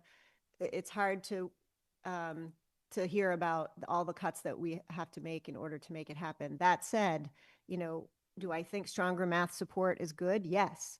I wish we could be funding this in a slightly different way. And I worry, given my 3 budget seasons here and knowing our structural deficit, I'm worried we're going to be sitting here next year talking about whether we can keep the math program going or the elementary program. I'm worried about that. I think I would be irresponsible not to say that right now. I spoke last year at City Council just about, sort of the thriving city of Newton and what I think the schools are in that. And I think that the schools are an investment opportunity. And I was speaking about lots of different things. I want seniors to invest time with us. I want community members to trust us and to work with us on key activities. I also want us to jointly look for joint opportunities for investment and revenue options. I feel that we are at a place where we have to ask for new revenue sources because we are out of options with our old revenue sources. And I know that the mayor and his team are thinking about all the different ways to do that. And I'm going to speak to the school committee about the fact that cutting equally important educational areas to fund new educational areas, I'm sure you feel that's as difficult as I do. And it doesn't build trust. And the pressures on the budget are real, right? We heard Dr. Farag talk about our neighborhood school model doesn't allow us to make efficiency trade-offs in the same way that other systems can. We have a ton of unfunded mandates. We're about to have a bell-to-bell band mandate from the state with no additional money, and we have to have a high school solution. So we're trying to catch up on the unfunded mandates.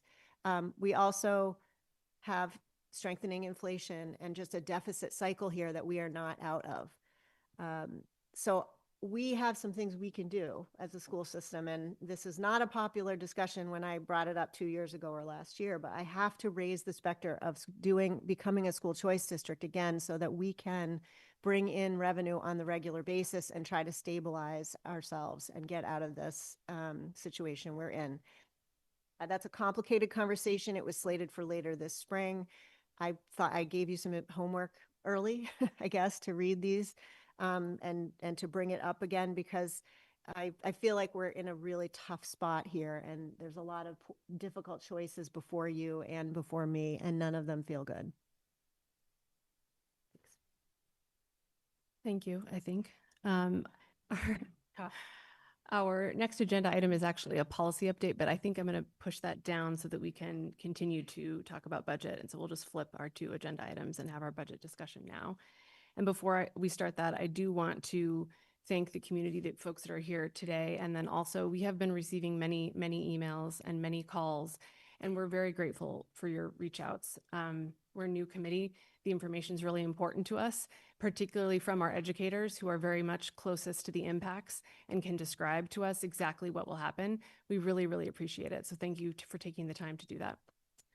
You've been respectful, thoughtful, and persuasive. So thank you. I would like to also mention something related to the potential DEI reduction.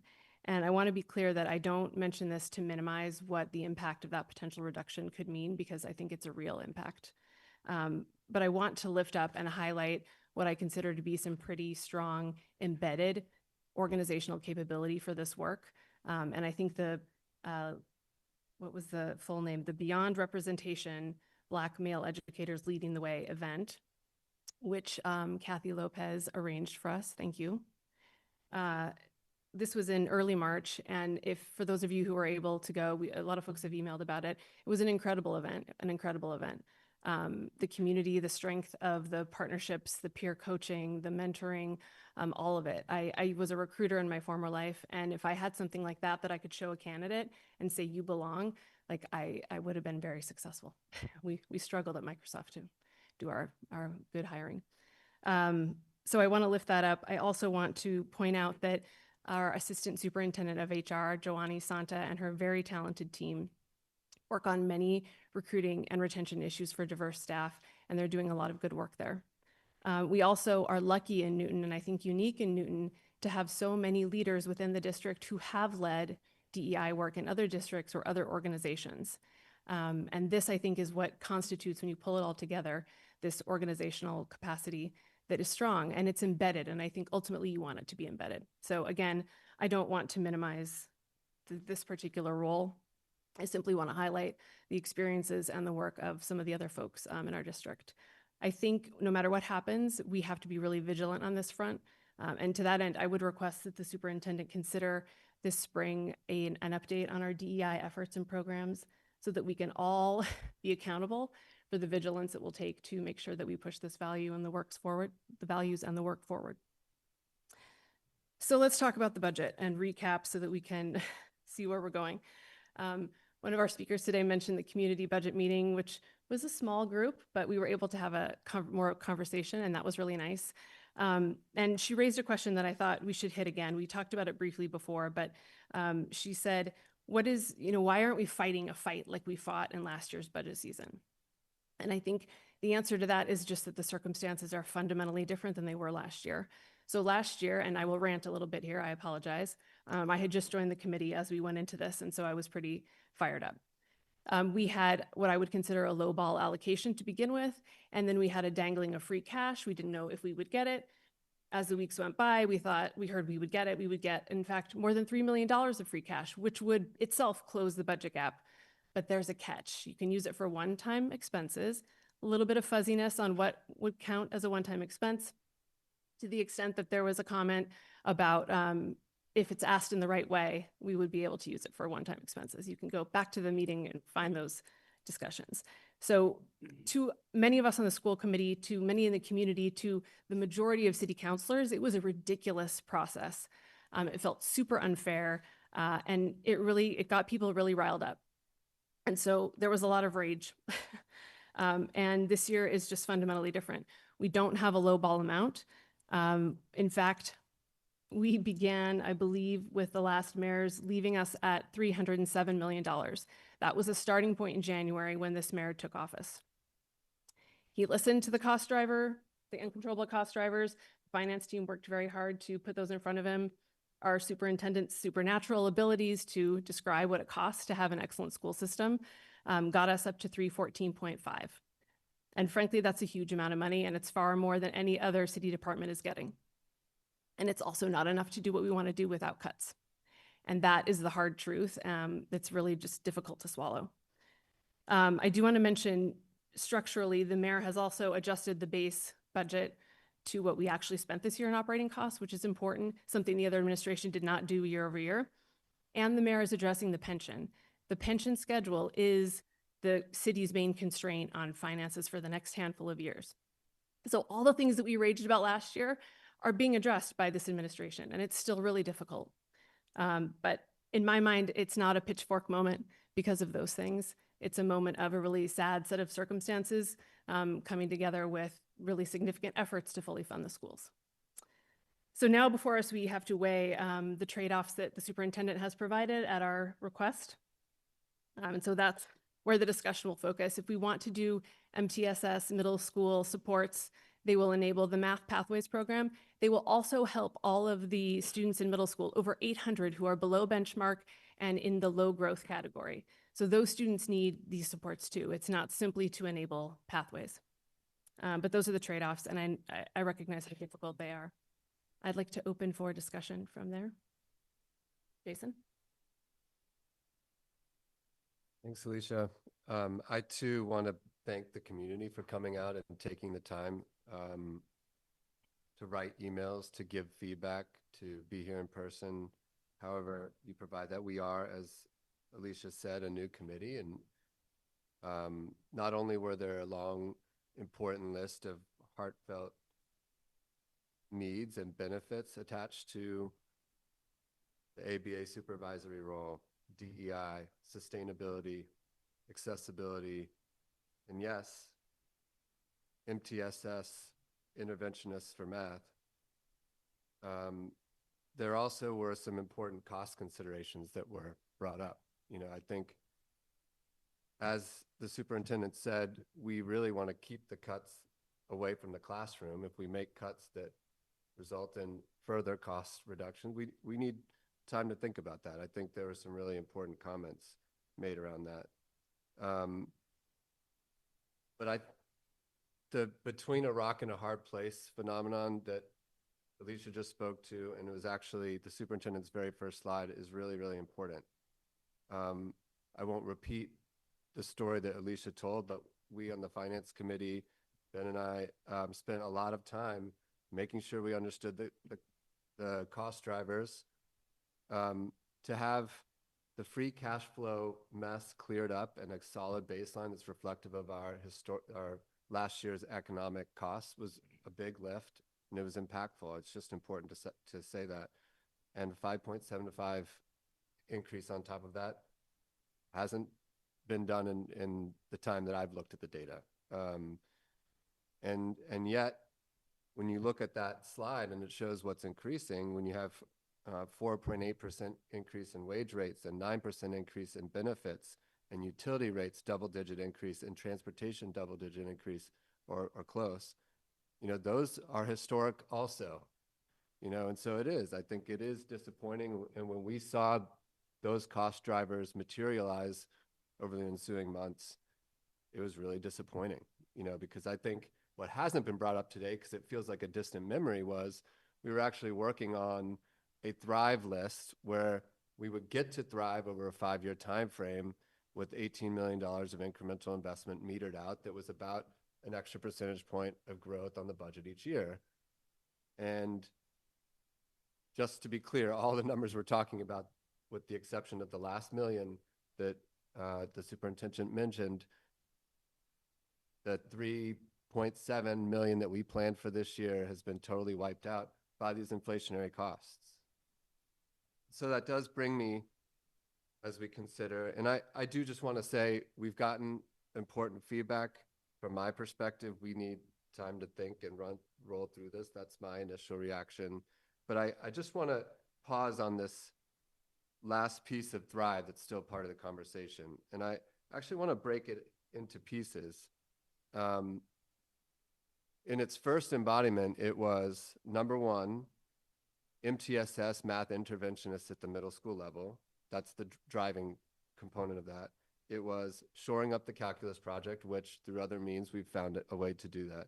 That is, for people who don't know, a summer program to enable math access to students of, I think, predominantly Black and brown backgrounds, and is really powerful.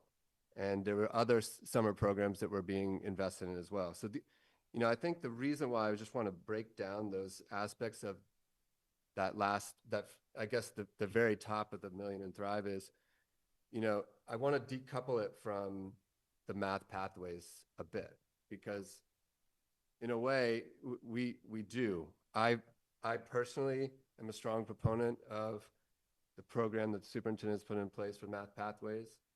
We've heard that for the community, but I just imagine we weren't doing that next year. My feeling from the superintendent's comments, an update we got 3 or 4 weeks ago on the state of the schools, and in particular looking at STAR Math data, tell me that the very first thing we want to add back and or put in the mix with these other options is interventionist math support in the middle school. And the reason for that is this. Superintendent and her team have been making meaningful investments in interventionists going into elementary schools and much more actionably helping students who have discrete needs for 6 to 8 weeks. It's making a huge impact, and it's measurable. And one of the measurements that we saw in that presentation, I'm sorry I'm being so long-winded, was looking at how fast students who are having deficits are improving. And we saw specifically there's this SGP number that's 50% means you're improving at sort of a statewide baseline, something like that, if I'm playing it back correctly. If they were in math intervention, they improved at 67 SGP, meaningfully above what you would if you were not in intervention. For literacy, 71 versus the 50 baseline. And so that's really important. Those are, when we talk about gaps, disproportionately those students we know from the data are those of challenged demographics. And so we're seeing that, and I just want to bring back to Alicia's comment around the 800 students. There are 800 students that we saw in that same presentation in the middle school who are behind the baselines, and their SGP is 39. So that means they're just going to continue to fall behind. They're behind the baseline, and it's going to get worse. And so the thing that we've been told is most actionable against that problem is the MTSS interventionist model. So in a way, like for me personally, everyone knows this. I'm really hopeful that we can move forward sooner rather than later with the math pathways. But I just want to make sure that that's out there as well, that this, MTSS math investment is important beyond the math pathways. Thank you. Thank you. We'll do Linda, Tamika, and then Mayor Laredo and Victor. I've got a question, Superintendent Nolan, which is, I think it was last week, Stephen presented the IT and library budget, and within that, he shared a budget line item for the replacement of 2,000 devices for students. 1,000 of those devices were earmarked for elementary school students. And he shared with us that at the kindergarten level, we have a ratio of 1 student to 2 devices, and first grade to 5th grade, we have a ratio of 1 to 1. And this isn't going to solve all our challenges, but the idea that I had is, could we pull back from that 1-to-1 ratio? Actually, my kids are home from school break this week, and they both were in elementary school before COVID happened, when we moved to the 1-to-1 ratio, and they described the carts and said, "Mom, it worked fine." And I do appreciate that during COVID we moved to the 1-to-1, and I'm sure our educators are now accustomed to the 1-to-1, and to pull back probably would require some training and some work. But I think I estimated it's about $350K to replace that 1,000 devices for the K through 5. And perhaps we can even cut that in half or 2/3 and save a little bit of money. Just wanted to get your thoughts on that. Well, I certainly can get some specific feedback from Stephen and the team, but my own personal assessment is that there is no curriculum that you purchase these days that does not have a digital interface to it. We do all our benchmark assessments, our dyslexia screening, our phonology screenings, all of it happens in this ecosystem, which is now built. That's not to say that over time we can't pull back on that, but I don't know that that serves us well to help educators have less work to do. I'm happy to bring you a list of impacts if that's what the committee wants to hear. Do most school districts have a 1-to-1? So, I mean, we're not 1-to-1 at the littlest people level. Some areas are 1-to-1 and some are not. At elementary, it's 1-to-2, or there's a set of in the classroom. I mean, most curriculum products and assessment products are digital now. So all students, MCAS was supposed to start right now. That's, so you have to balance like the teaching of how to do that on the day-to-day. I mean, one of the big challenges of doing digital MCAS when we didn't have those tools was parents worried, like, is that getting in the way of my kid actually showing what they know? So I'm happy to bring you a list of comprehensive trade-offs there if that's what you want to hear about. Mm-hmm. Thank you. I think it might be worth looking at to an extent. You good? Yeah.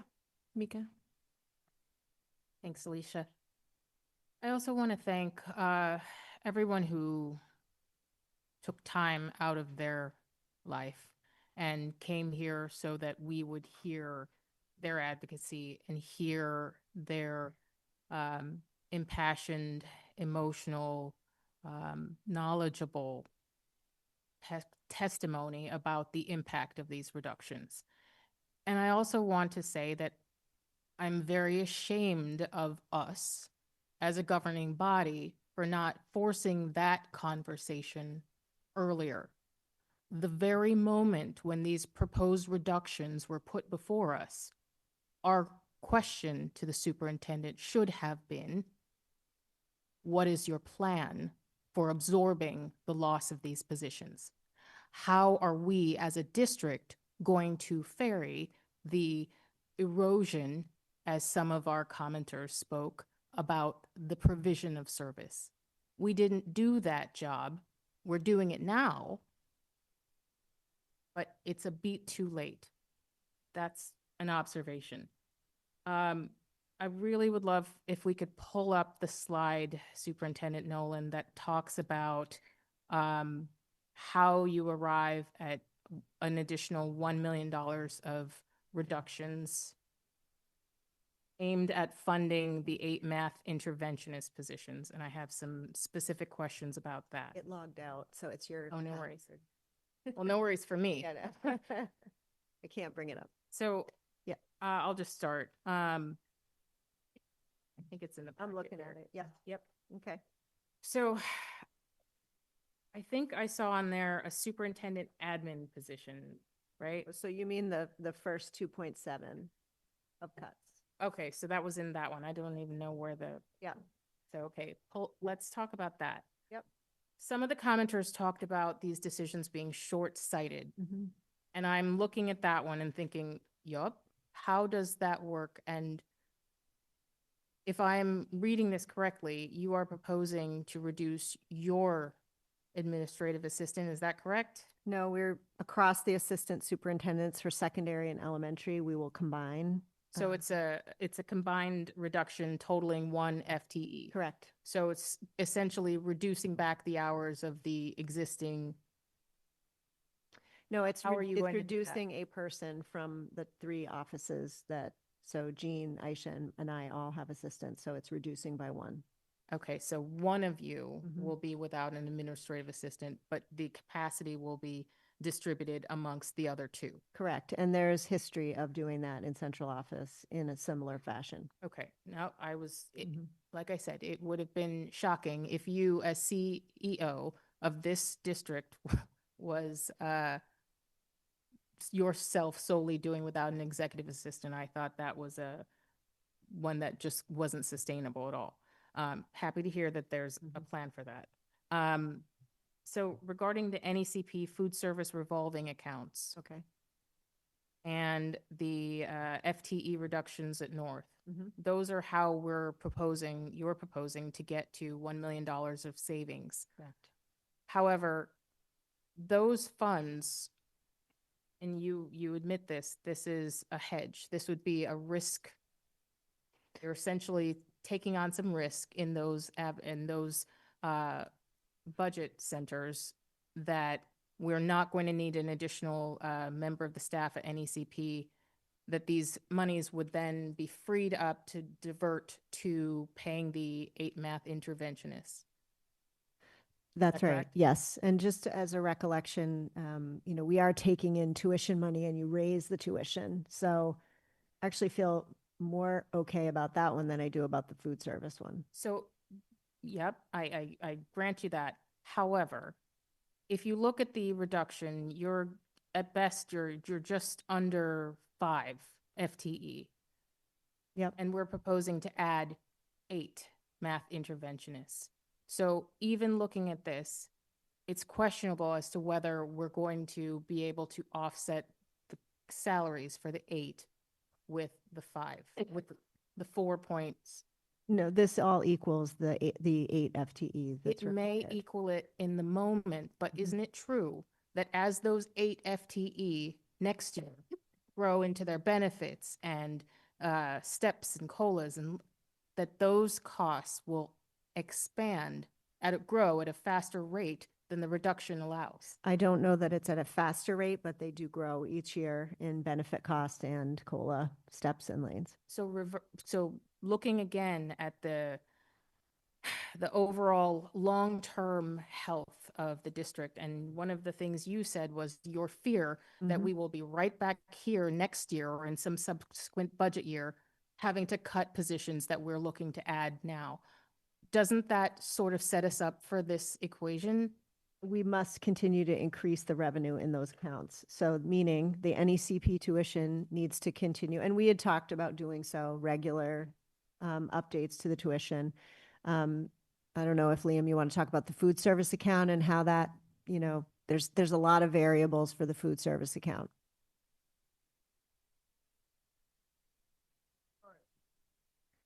That chair is not moving. So we looked at this in a few different ways.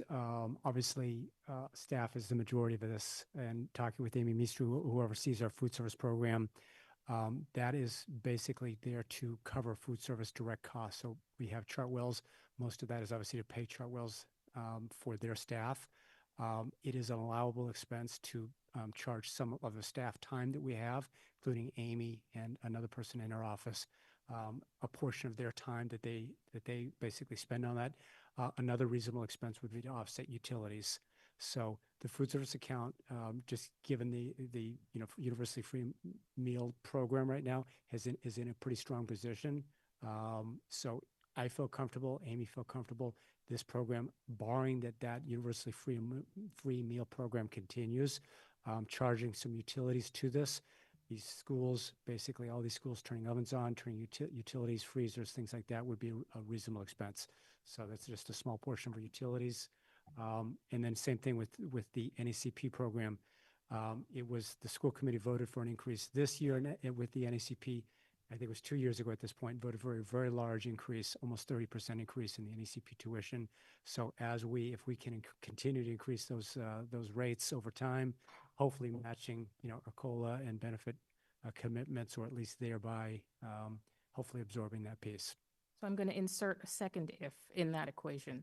The second if is if NACP doesn't need that source of funding because they have to increase their staff. Isn't that correct? If they have to increase their staff, that would then be a budgetary add to us, yes. And at that point, this equation to get $1 million of funding to fund 8 math interventionists would no longer work.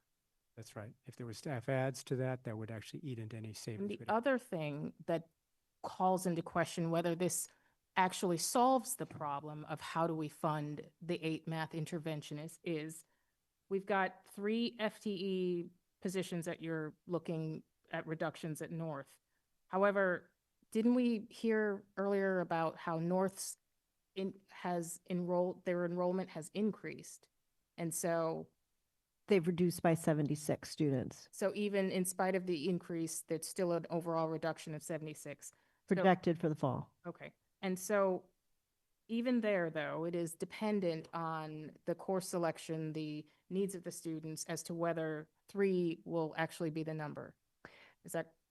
We believe 3 is doable. It's which 3 that we're waiting to hear about. I see. Okay. And then the reduction in the ELL. So then again, that one is especially variable.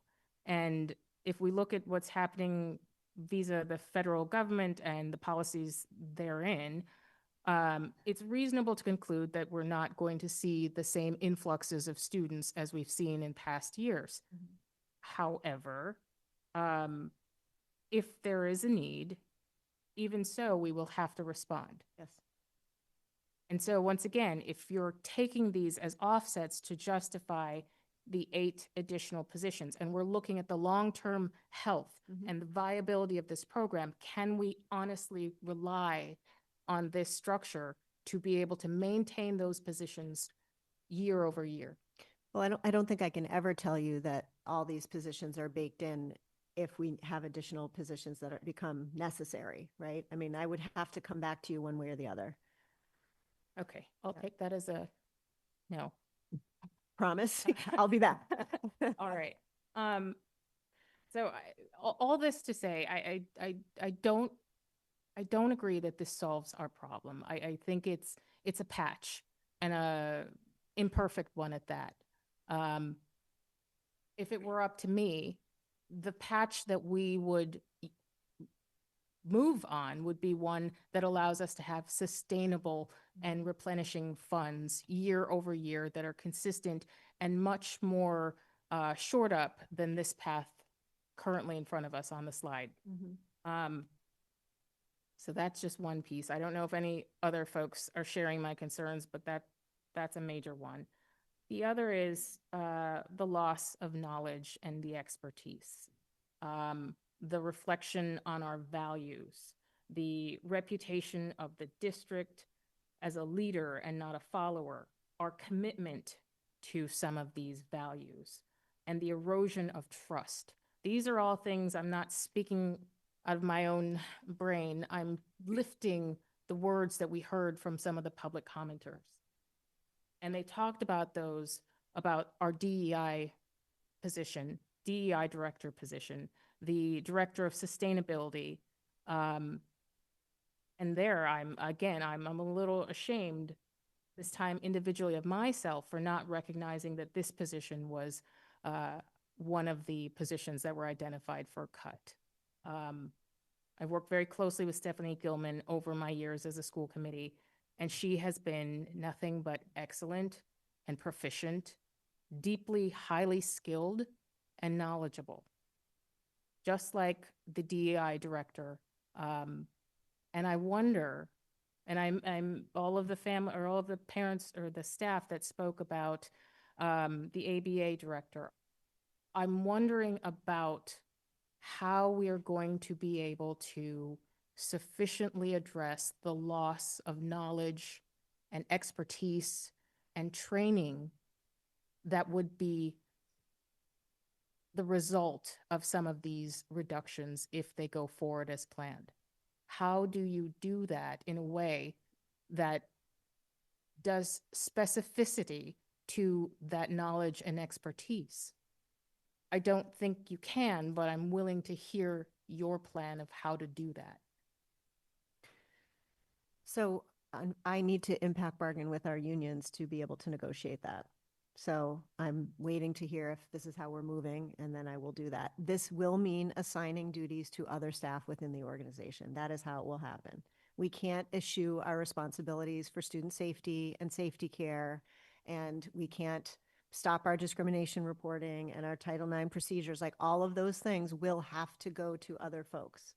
So, I mean, that's just the honest truth. And so that's a very small and specific piece of two of the roles. So we did related to sustainability and building projects and planning. I mean, not in this district, but in many other districts, those positions are associated with building projects, and they are paid for by the building project funds that actually that they work on. Mayor Laredo has indicated that his team will work to help absorb some of the job responsibilities from the Director of Sustainability. Again, it's not our own person, but that offer has been made by him and his team. He can certainly talk to that point if asked. So we will start those discussions, and we will have to reallocate those roles to other folks. And I mean, quite honestly, I will be taking some of the roles from that person myself. Long-range planning, those types of sustainability pieces that are in our strategic plan, that's going to fall on me or Liam. But Liam's going to take on payroll, so I'm going to tag him out for this. So I'm you and Liam are excellent at your jobs. You both have really, really big jobs already.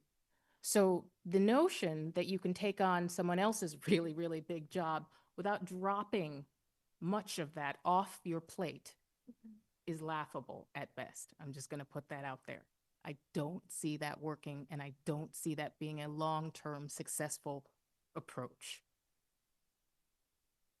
The last piece I'll say, and then I'll yield the floor to all of you. So I'm sure you have lots of things to say of your own.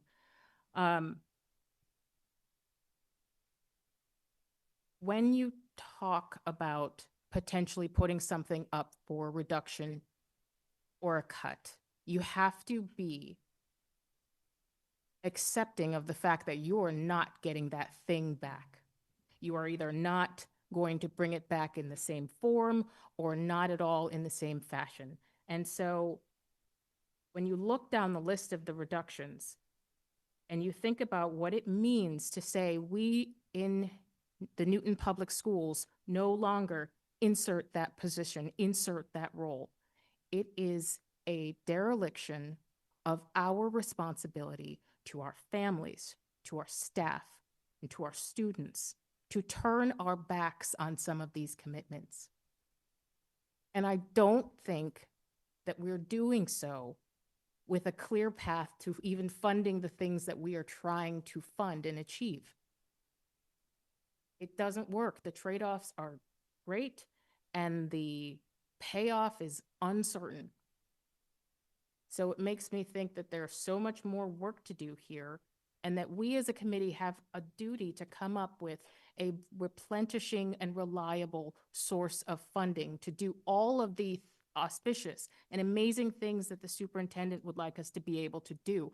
We can't get there ourselves because we don't have the ability to say we're putting forward an override, voters of Newton. We can't do that ourselves.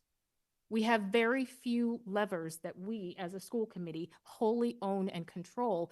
And that's one of the reasons why one of the biggest, most vocal opponents to school choice, said, you know what, in this moment when our school district is desperately in need of funds to do all of the things that we want to do, how do we as a school committee bring in funds? Our own self-determination here. School choice is the only way for us to do that. And so I think we should have that conversation now as we're talking about the budget, because it really is going to be a budgetary consideration. I would move those discussions forward. I propose that we have them, we schedule our hearing, we accelerate the timeline for us to do that, and we bring it into this moment, because at this time, if we're looking to deliver on our values, then we need those. I'm not going to say the dollars, because children aren't widgets, Superintendent. Yes, I hear you. But in this regard, they might be a way for us to be able to fund our values and live our commitments and be able to do the math intervention that we all desperately would like to do. Thank you. Go ahead. I have the answer from Stephen. It's good that he's in the room. About the devices, I hate to have things linger. So he said the 1,000 devices are not sufficient to keep us to one as we are going. The 1,000 is starting to replace the 5,000 that have already aged out, that were purchased during COVID, or they will soon to be aged out. So even if we pull back, we would need to get carts in place that are going to be usable. So I think he's moving towards a much reduced model with this number.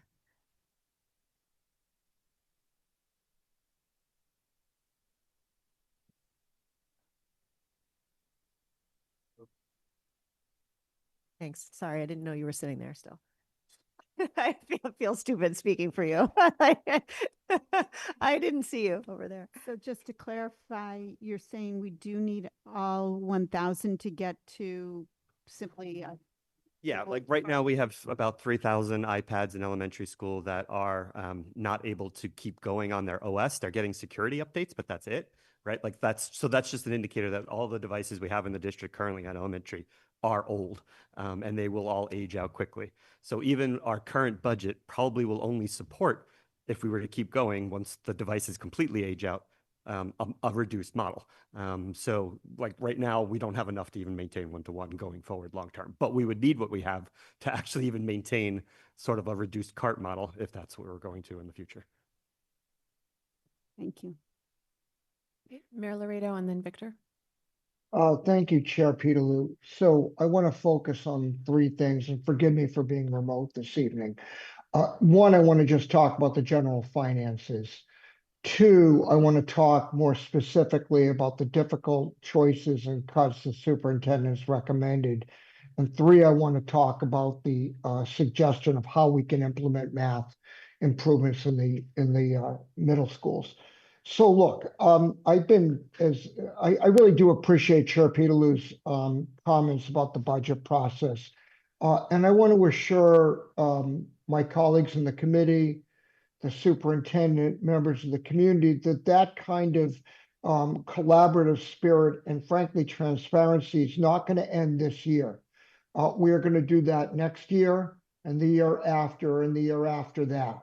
And I've already outlined what I think the likely allocations are going to be in each of the two following years so that the school department can start planning for those. But also, I'm committed to sitting down with the school committee leadership, the superintendent, her team, and my leadership team as early as this summer to start planning for 2028, to look at what's going on in our school system, where we may be able to provide help, what are some of the drivers, including I think we need to grapple with the continued carry forward that we're going to see in this year's budget. So again, I just want to reassure people that this is an ongoing process.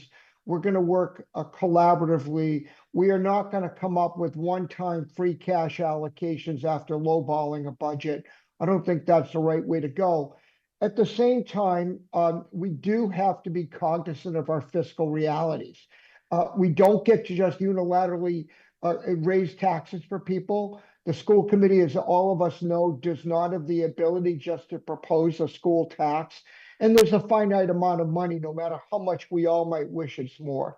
So that's just the general overview and why I have been so consistent with what I think was and a very generous increase in the allocation, but certainly not as much as someone might like. And that's going to be a fact of life, I think, almost forever. Second relates to the cuts. I appreciate the passion that was demonstrated this evening, both by the comments, the emails we've been getting. I appreciate that. I appreciate the heartfelt concern about particular cuts individually. I recognize, and I think the superintendent recognizes as well, these are not easy. In a perfect world, you would not have to do any of them. But again, we don't live in a perfect world. We have trade-offs we have to make. They're difficult trade-offs. What I will say in the area of public buildings and sustainability is that we will, on the city side, continue to provide support on both fronts. We've been, I think, very strong in our support for public buildings under the leadership of Josh Morse, who is Public Buildings Commissioner. That will continue.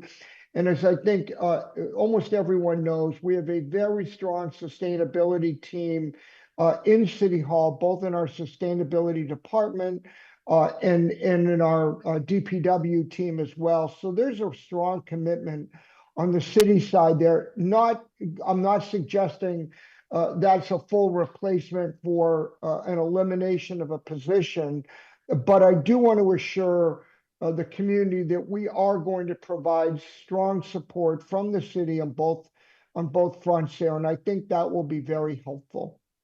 Third, in regard to school choice, while I appreciate the superintendent's advocacy of that, I do have to remind my colleagues that this committee has voted against school choice virtually, I think, every time it's been presented for multiple different reasons. I, for one, am certainly not in a position to start debating the pros and cons of school choice. I understand the superintendent's desire to continuously look for new source of revenue. School choice is a source of revenue. It also has costs involved with it. And I think we need to be quite cognizant of those costs. But again, that's not before us, nor should it be before us right now.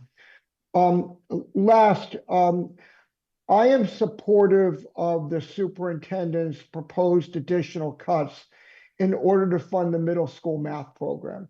They're not easy. I do look at those changes. I look at some as assuming some risk. I look at the Newton North adjustment as really an adjustment to recognize a reduced population. I think that's true with the ELL cuts.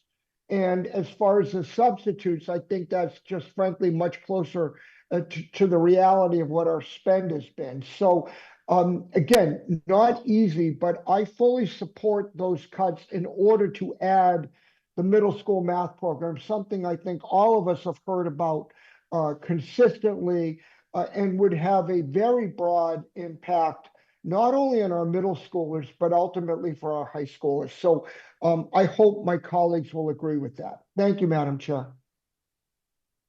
Thank you, Victor, and then Jonathan. Thank you, Madam Chair. First thing I want to do is just make sure I'm sorry if I missed this, but I want to get a little clarity on the options that are ahead of us right now. So if we could bring back that page numbers would be great. The bridging the $1 million math investment gap slide. We'll get this right for you, Victor. I will. I'm teasing. So anyway, the interesting bridging the $1 million math investment gap one. So the first thing I was doing, I've calculated this wrong. I think the total of that is roughly, it's a little over the 1,000,009. It's like 1,043,000 or something like that, right? So this is not meant to be a gotcha, but like, what's the difference between the what am I missing between the total that's here versus the 1 million that's highlighted? Is it more or is it this 1 million? Thanks, Liam. Hi, good evening, everyone. So in the first round of reductions, there was actually a little bit of true up that we needed to do of about $34,000. So we actually needed to make that math all work out. So when we brought the number down before from the previous reduction, we brought a $34,000 true up that we needed to do, and so that creates this difference that we needed to make up here. So our budget going down to the allocation, this would do that. Say that last part one more time. Sorry. Go. Point of clarification. If I'm not mistaken, you're commenting about the need. So the 1,000,009 is a trued up need. Oh, I see. Which on the slide that you're looking at, Victor, those are the offsets, and they come close, but the number mentioned here at the bottom of slide 13 that you're looking at is the amount that's needed. Got it. Okay, I was interpreting the 1 million differently. Thank you, Jason. Okay, so that may actually answer the other question I was going to have, which was, I was trying to figure out if this is supposed to be a alternative to the central office cuts, or if it's something that's different. It seems like it's incremental to your point. Yeah. Joy. Okay, so on that topic, I guess like many of my colleagues, very grateful for the amount of feedback that we have received from the community overall. And I want to address some of those points. Number one, I don't like seeing the DI position reduced. Folks probably don't know this, but I served as a DI director in another context before myself. I was at the Cooper Center event for Beyond Representation. It was incredible. I don't like seeing the Unit B supervisor position eliminated as someone as a parent of a special needs child. There are very serious issues. The coordination things I think are important. I do worry a little bit that the degree to which Dr. Ellis and others may prevent out of district placements may result in a net savings that's lower than we're hoping for. Maybe there's alternatives like consulting, but we still have to find money for that eventually down the road. Same thing could be said for Stephanie Gilman's position on sustainability, and even for the L position, which we didn't hear as much advocacy for, but that could be for whatever reason, right? I guess my point is that the points that the community are raising are all real. They're all significant. And I know, Dr. Nolan did not make those suggestions lightly. They're very difficult. But as she said, if we are choosing to go down this path, to me, it's not desirable, but it's better than letting go of teachers, aides, or other staff who are engaged in direct instruction. The question, I guess, is then, could it be someone else? And I don't think there's ever going to be an answer where you're going to have everybody in coherence on what the right folks are, right, at the end of the day. And we're in this position because, frankly, as everyone has said, including the mayor, we don't have the situation or the funding or the ability to provide what is considered to be level services this way. And that really worries me. To me, the decision that we're kind of facing is it math pathways and those 8 math interventions that are really critical, or do you do this particular path? None of them are desirable. It's just a question of what are our most critical priorities, and we made that difficult decision in the beginning that we're going to go one way versus the other, that we're going to prioritize math. I'll be honest, I'm still second guessing myself about whether that's the right direction. I haven't even made up my mind yet as I'm reflecting on all the conversation and inputs that have come up here. But as I said, it's a good thing that there is public outcry, because to be honest, I'd be very concerned if there weren't. It would mean that that individual was not having an impact on our community. So the fact that we're seeing folks come out says a lot about Kathy or Ms. Lopez, Dr. Ellis, Skillman, et cetera.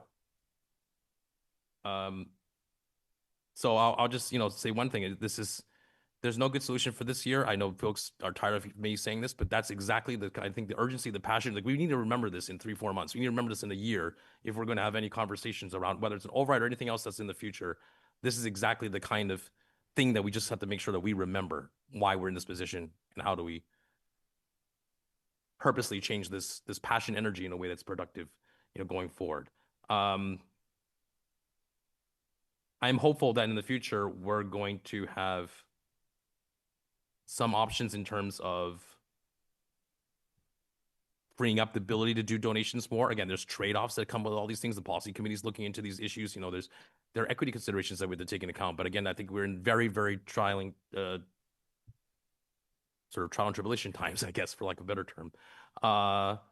And also, I'm also realistic that even if we were to try to raise funds, I think the last time I checked, if you want to raise an endowment to cover 80,000, it's something like $1.5 million to just even get that at a sustainable rate, right? It's a massive amount of investment needed just to retain half a position there. So I don't want to underestimate the amount of work that requires. My point again is that there are no great solutions unless we are willing to make that big commitment around something like an override, maybe a conversational school choice. I still have mixed feelings about that, but again, need to think about it. So I guess getting off the sort of ranting soapbox for a second, my only other question for the superintendent. I know you can't really talk too much about it because it impacts bargaining, but to the extent that if we eventually have to go to a path where we're cutting down the central office staff, how, I guess, in your opinion, how much of the work that was provided and done by that can be saved and retained, and how much of it is essentially going to be lost? Like, I'm just trying to understand what are the real costs that we're going to have as a result of a decision like this that may impact those individuals. Well, the duties that we can assign to other folks, we will, and we don't want to break the folks that are staying here. Right. So we're going to have a discussion with those individuals. And if they're union employees, we're going to have to bargain that, and there may be cost, Yep. right? So those are things that I will do once you tell me what direction Yep. I'm heading into. I don't want to overpromise. Like, I'm sure there are things that we are not going to be able to do. I will not be able to attend all of the green meetings and the sustainability meetings that Stephanie is able to do, because that is her core job. And my core job is, well, the budget, teaching and learning, and the strategic direction of the district. So, I mean, I'll use myself as an example. I know I won't be as comprehensive or knowledgeable about it as she will, but I will do my best to do that. And in my other district as a superintendent, I did play that role. And so I have some experience, but it's not the same. I appreciate that. Yeah, so I'll just sum up by basically saying, to me, the decision oversimplified is math at what cost. That I think is the simplest way I can frame it. We'll have to make tough decisions. I think the input from the community as well on understanding where that balance lies is going to be critical. Just be transparent. I know we may or may not do a straw vote. Right now, I'm noodling between, do we go back to the mayor's allocation, not fund math pathway this year, and say, hey, we need a year to figure out all the mechanics of this and see if we have a more sustainable revenue plan for the future? Or do we say, no, the community has said so clear that we need it now, that the cost of central office staff plus maybe some of this other $1 million savings is worth it? That should be hopefully as clear as I can. That is the choice I see before us, and the community. Thank you. Jonathan?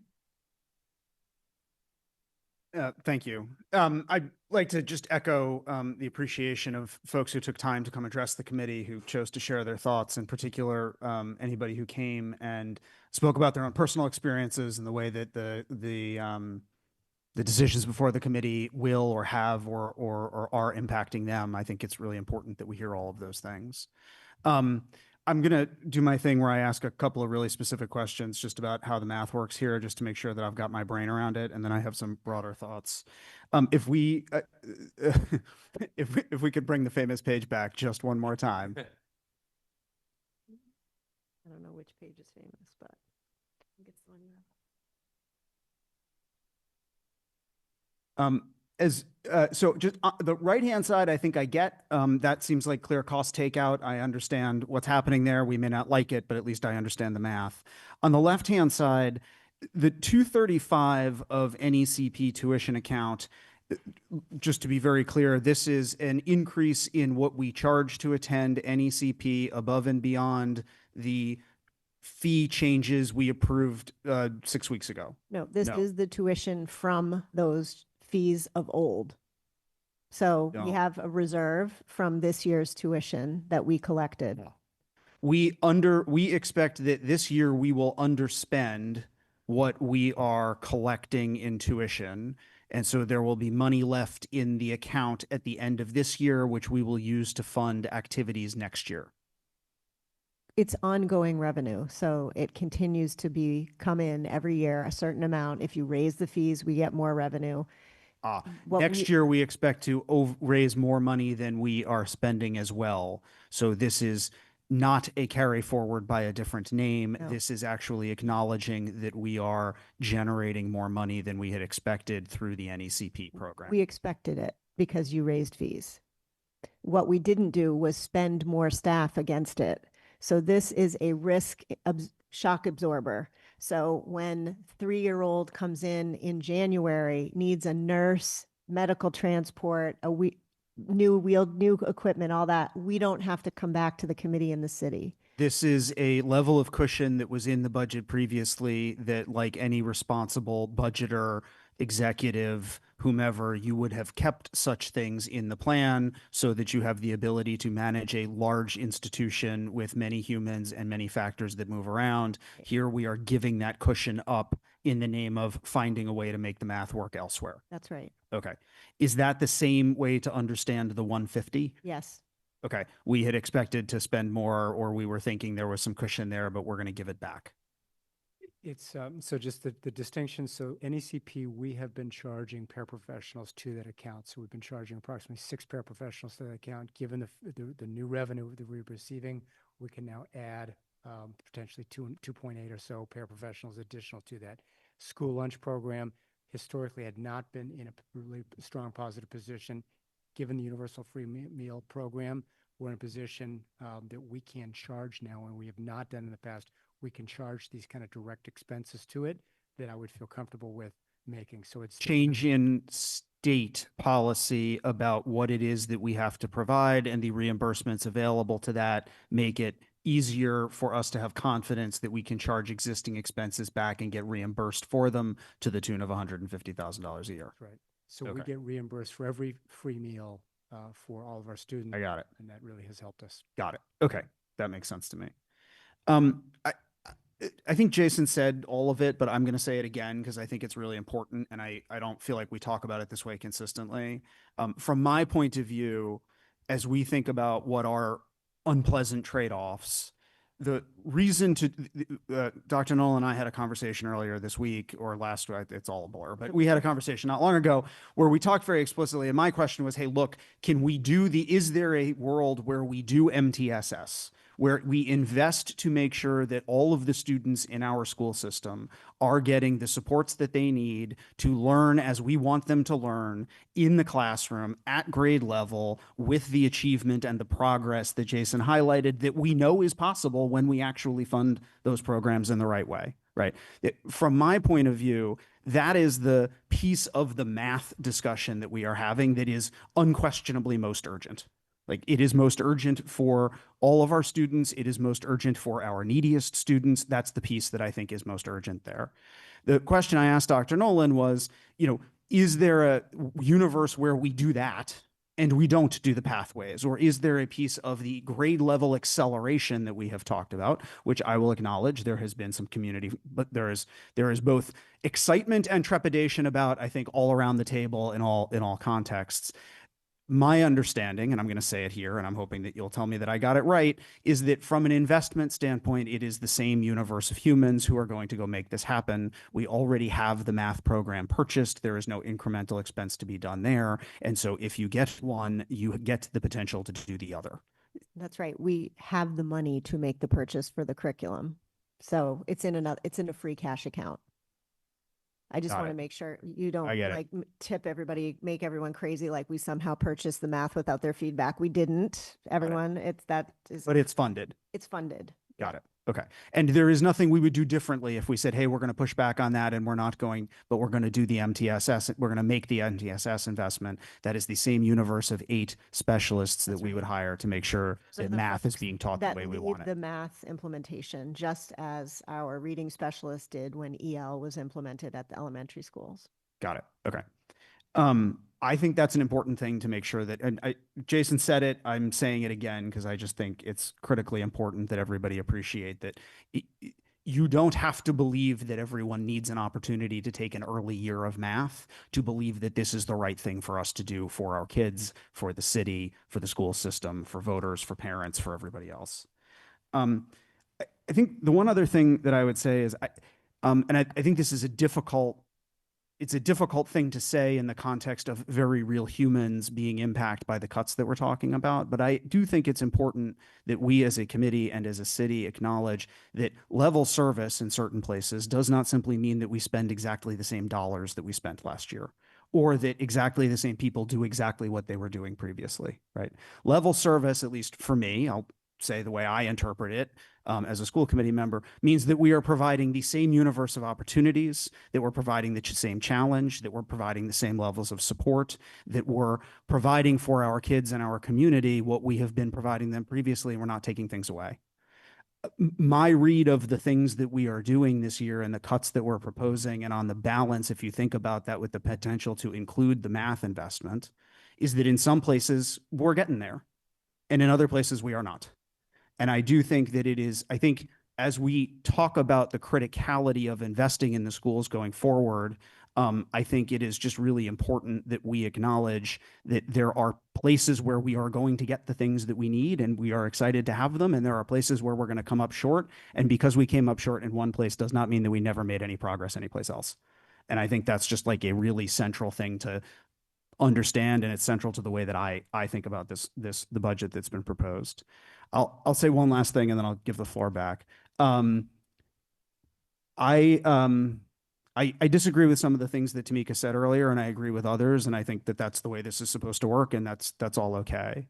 From my point of view, I understand the point that you were making around the reliability of the cost reductions that are represented on the page that's not on the board anymore. I also very much take the point that you were making around the fact that some of these cost reductions are not things that grow, and we are replacing them with things that are going to grow in terms of the obligation that we're creating. And so down the line, we are creating a gap, right? I get that. From the way I look at that, though, if you think about that and the delta there, it is rounding error in the context of something the mayor highlighted earlier, which is this $2.5 million carry forward issue that we as a school system and a city and a committee need to sort through. Right. The idea that if we do need to carry forward another $2.5 million a year from now, that is going to swamp the kind of 50 grand or whatever it is that comes off of the implementation of these items that are on here. So I agree strongly that I don't think we're getting to a long-term solution here this year, no matter what we do, no matter whether we find money to get to to be able to do the MTS math investment. That problem, that sustainability issue, that question of whether or not we actually have the baseline funding that we require to do what we're doing, that remains. Like there's no two ways about that. And we as a city have work to do to figure out what we do about that. I welcome the mayor's proposal to start working on next year in the summer. I think we're never going to get there unless we can get out ahead of a couple of year view. I realize that we've done that in the past only to be overcome by events on the ground as inflation and other things have consumed the gap. One maybe final thing, I know I said I would stop, but final thing. Dr. Nolan, are you putting forward an actual recommendation here in this presentation tonight, or are you presenting the shape of some options of what could be so that we as a committee and so that all of us can sort of think through that and figure out what we actually want to have happen? Like, how should I understand your presentation this evening? So do I recommend implementation of math? I do. The question is this the cost that we want to pay for doing that? With the idea that I'm where you are, I'm worried that we're going to sit here next year and are we going to be asked to unwind the thing we made with math? Because that is sort of, not required, I guess we could say. It's required in my mind. So I just want to be realistic. We already have been given allocation ideas for next year. I'm concerned that we're going to kick these cuts down the road is what I think is going to happen. Thank you. Ben and Jason.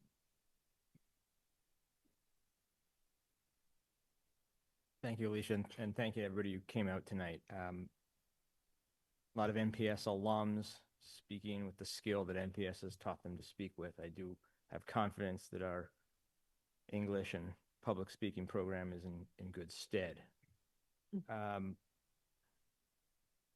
Dr. Nolan, on the numbers, I'm going to pull a Jonathan. The original budget from last week had utility savings and the rental offset from Suzuki totaling 291, and I'm looking at you, but I'm probably talking to Liam over here. I can do the math with you. Today, we're showing 91. What happened to the other 200? We were showing 90. On the waterfall.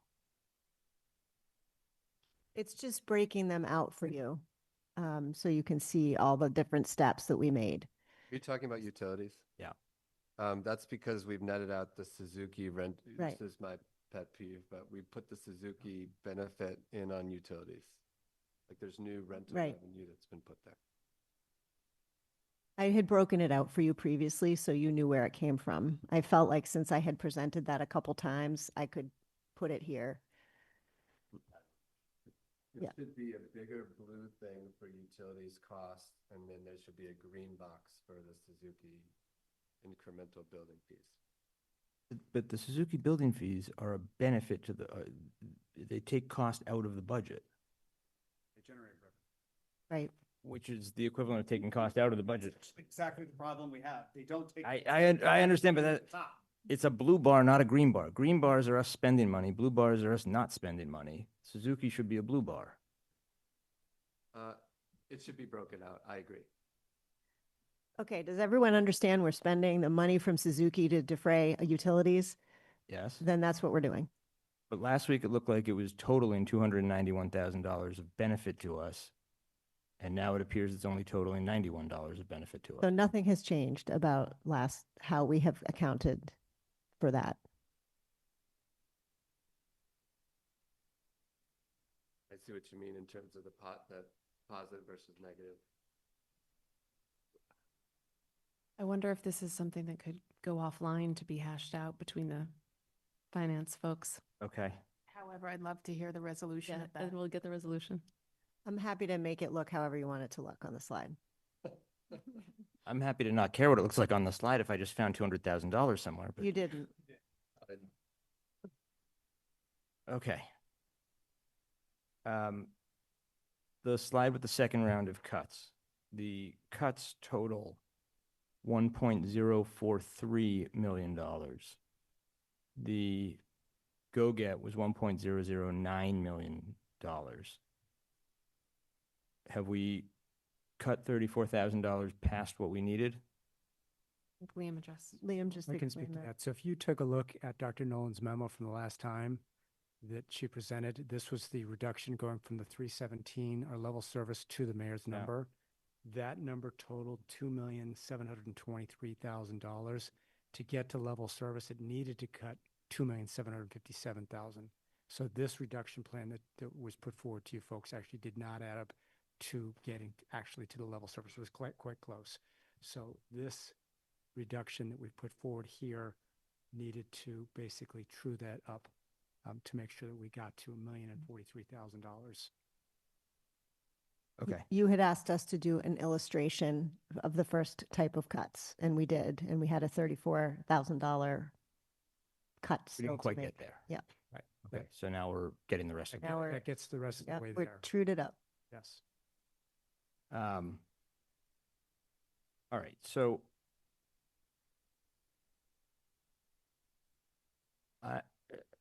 I think we are all, and I know that I am deeply uncomfortable about the three roles that we heard a lot about tonight, and that we're hearing about in our inboxes.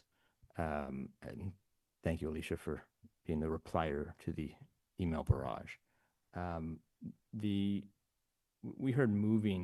We read moving emails and statements about the DEI director. For $80,000, this one feels dissonant to the values that we're trying to live up to. This is a situation where it's not the full headcount value. It's half, and we think we have a plan or a way, but that feels disproportionate to the impact that it's having on the community. And I think we should recognize that. The business finance and planning director, the sustainability impact, I agree. I don't see how Dr. Nolan and Liam are going to fill those shoes between them when I know that you're here nights and weekends and working relentlessly and around the clock. It just feels like we're going to be just covering less ground and dropping balls. And Dr. Ellis, our UNP supervisor, when the people who work for you show up en masse like that and speak with such power about their boss, I take note, and I think we all should. As we move through this process, we keep money shifting, we're finding stuff.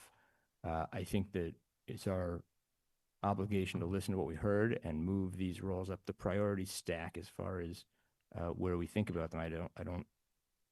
I would rather restore one of them than restore the NECP tuition account, right? If we're in a position where we are able to start restoring and to do something like that. So I think we should think about it that way. Those are a trade. Well, I'm saying ordinarily you would say the last stuff you cut is the first stuff you restore when you wind up with some more money. I'm saying I think we're out of order here. And those three things would be the first things I would restore if we wind up finding more money.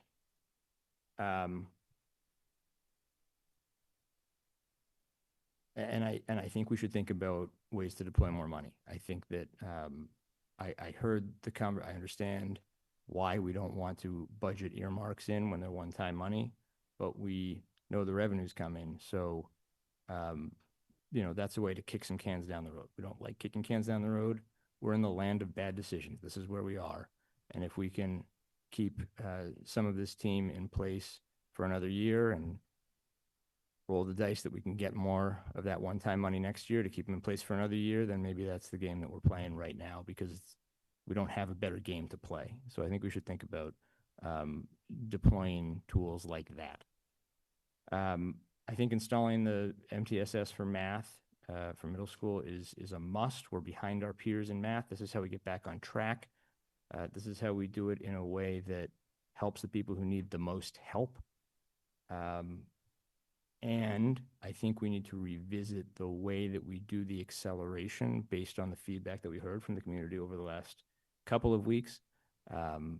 There was a thing there. There was a small thing in that presentation that none of us caught on to that night. And I think we should have a conversation about whether we've got that right, or if there is another way that we could do that acceleration, that catch up to get kids 3 years of math in 2 years, or 2 years of math in 1 year. That would feel better to the folks who are upset about that right now. I think we have more work to do, and we're just going to keep going. I think we can sharpen our pencils a little bit further. All right. Thank you. Thank you. I want to start off by saying thank you to everyone who has emailed us. I've received numerous amounts of phone calls today and over this weekend. It is always good to hear from the public, to hear from the people that are going to be directly impacted from it, and especially those who showed up here tonight. I want to echo what Ben said. When someone's boss is online and his people are showing up for them, you take note of that. So I definitely do want to just highlight that was very impactful for myself. But I'm going to talk about the budget now, this lovely thing that we're going to keep on going back and forth on. I want to highlight what Dr. Nolan said earlier. We're going to potentially implement math now, but we could be kicking this down the road to have the conversation of next year. That's something we are rolling back because that's what the budget cuts are.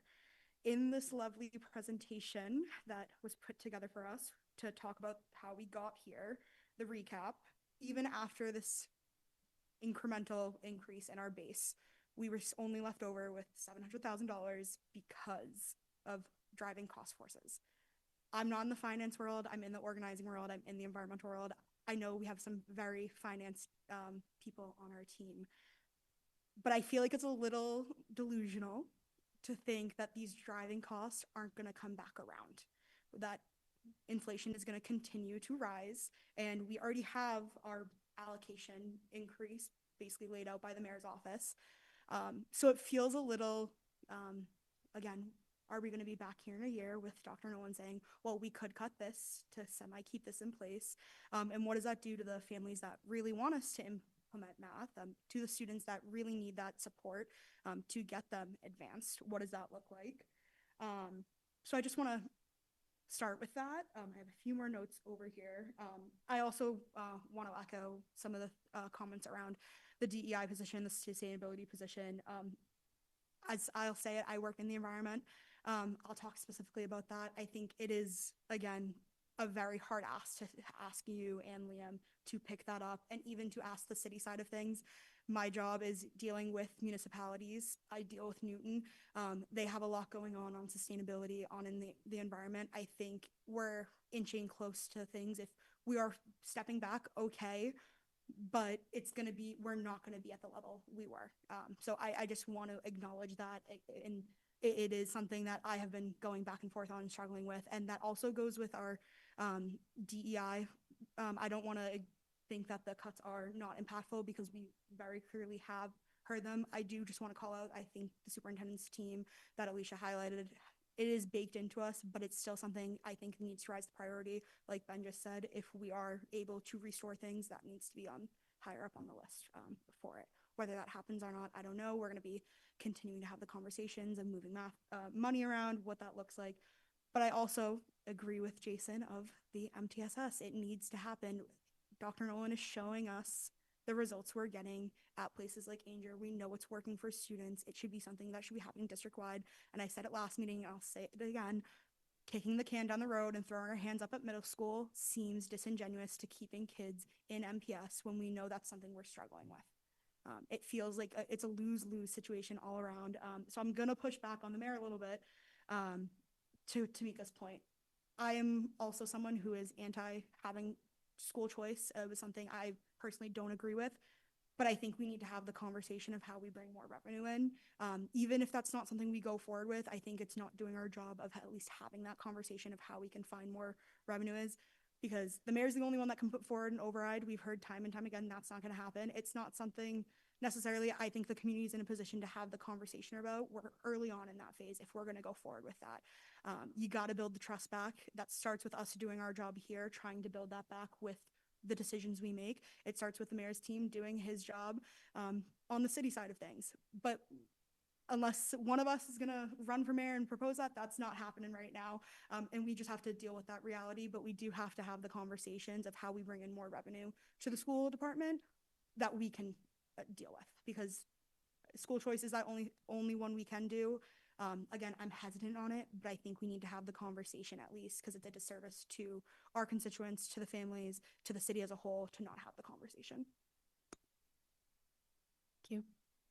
Victor, did you have another? Yeah, thank you. Appreciate it. I already spoke, so I won't be too much longer.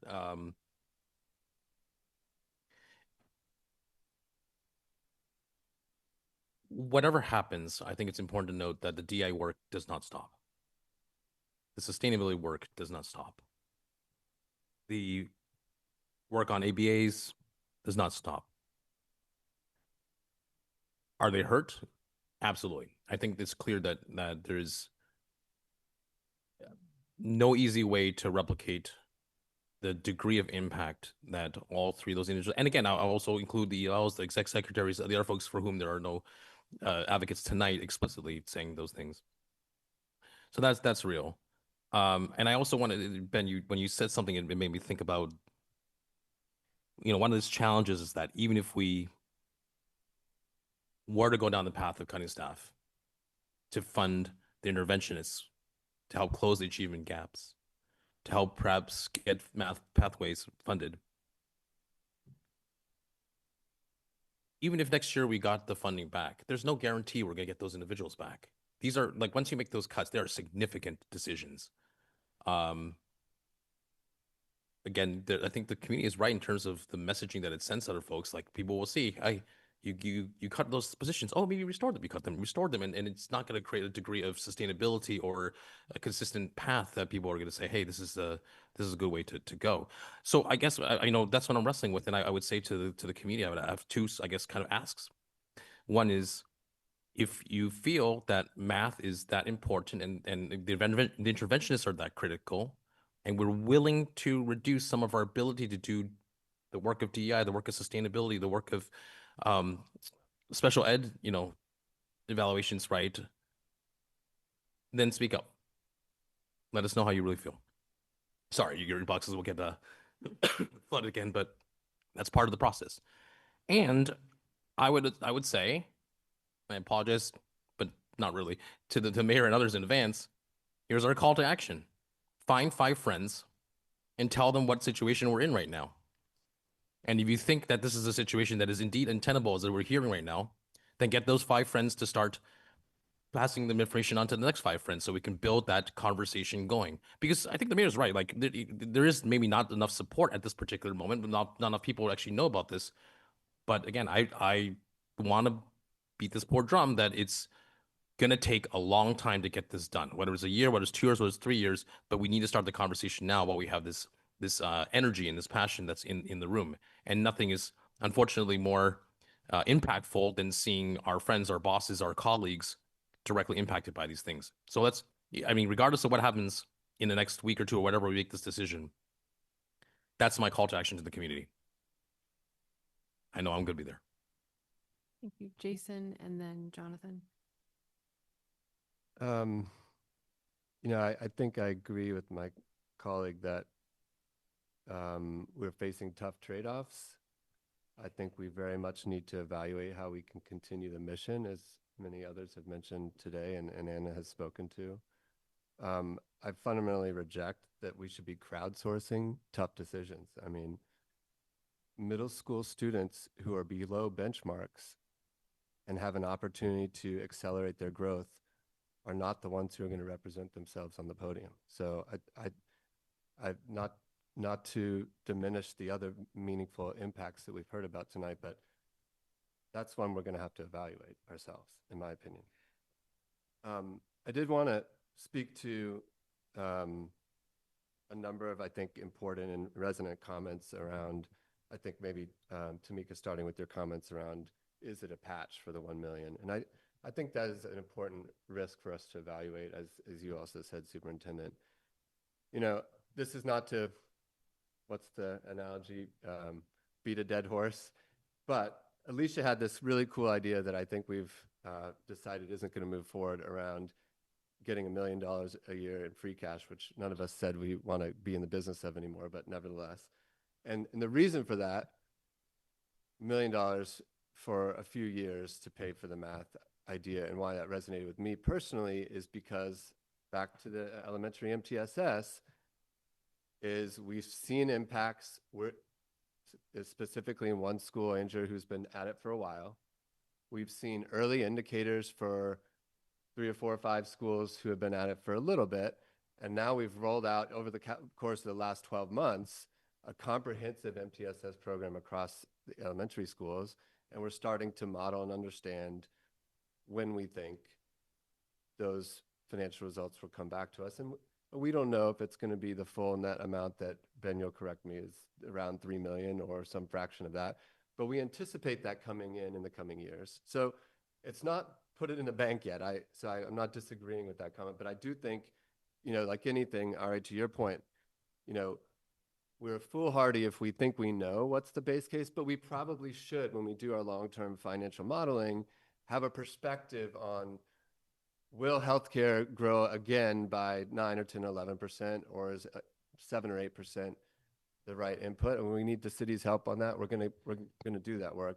Similarly here, I think we should have a base case perspective for whether or not elementary MTSS is going to start to help us on margin. And I think my base case from seeing the data is we're going to get some help there. There are a couple other areas where we talked a lot about recently, contract services. We've been looking at the data, and maybe, I don't want to speak too soon, but maybe there's some upside. So I want to make sure this conversation about the future is balanced, and I acknowledge the risks and the wavering, but I do think there, in my view, some balancing potential future offsets. And so that's not to say that we're ready to decide now, et cetera. I think those need to be weighed in equal measure. As it relates to school choice, I'm supportive of many of my colleagues' comments to continue that discussion. And I think the good news, if I'm following along correctly, is we have to every year anyway.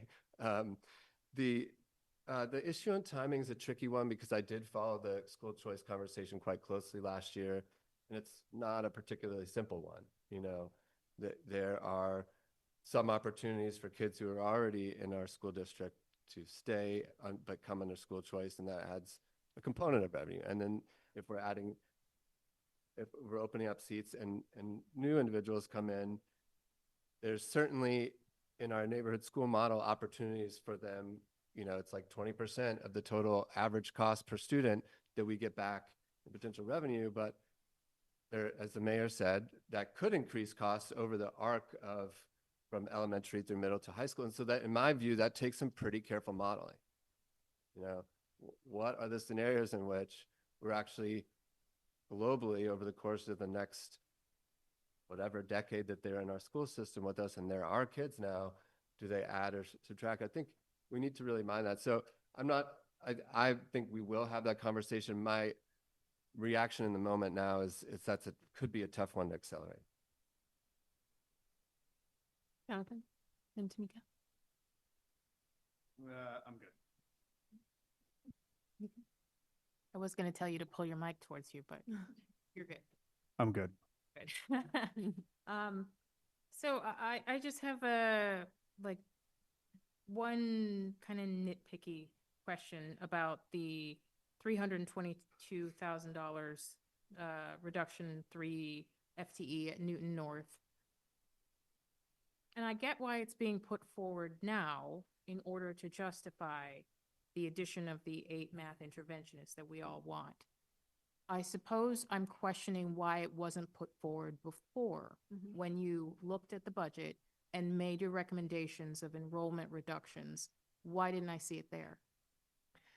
Because the high school principals and the secondary superintendent did not recommend those to me because they had not completed all the scheduling and all of the outward planning for the students' transition for IEPs, and they have done that now. But even so, you still say there's some hedging in Yep. it. He's asked me for a little more time to give the specific Gotcha. detail. Gotcha. Okay. Mhm.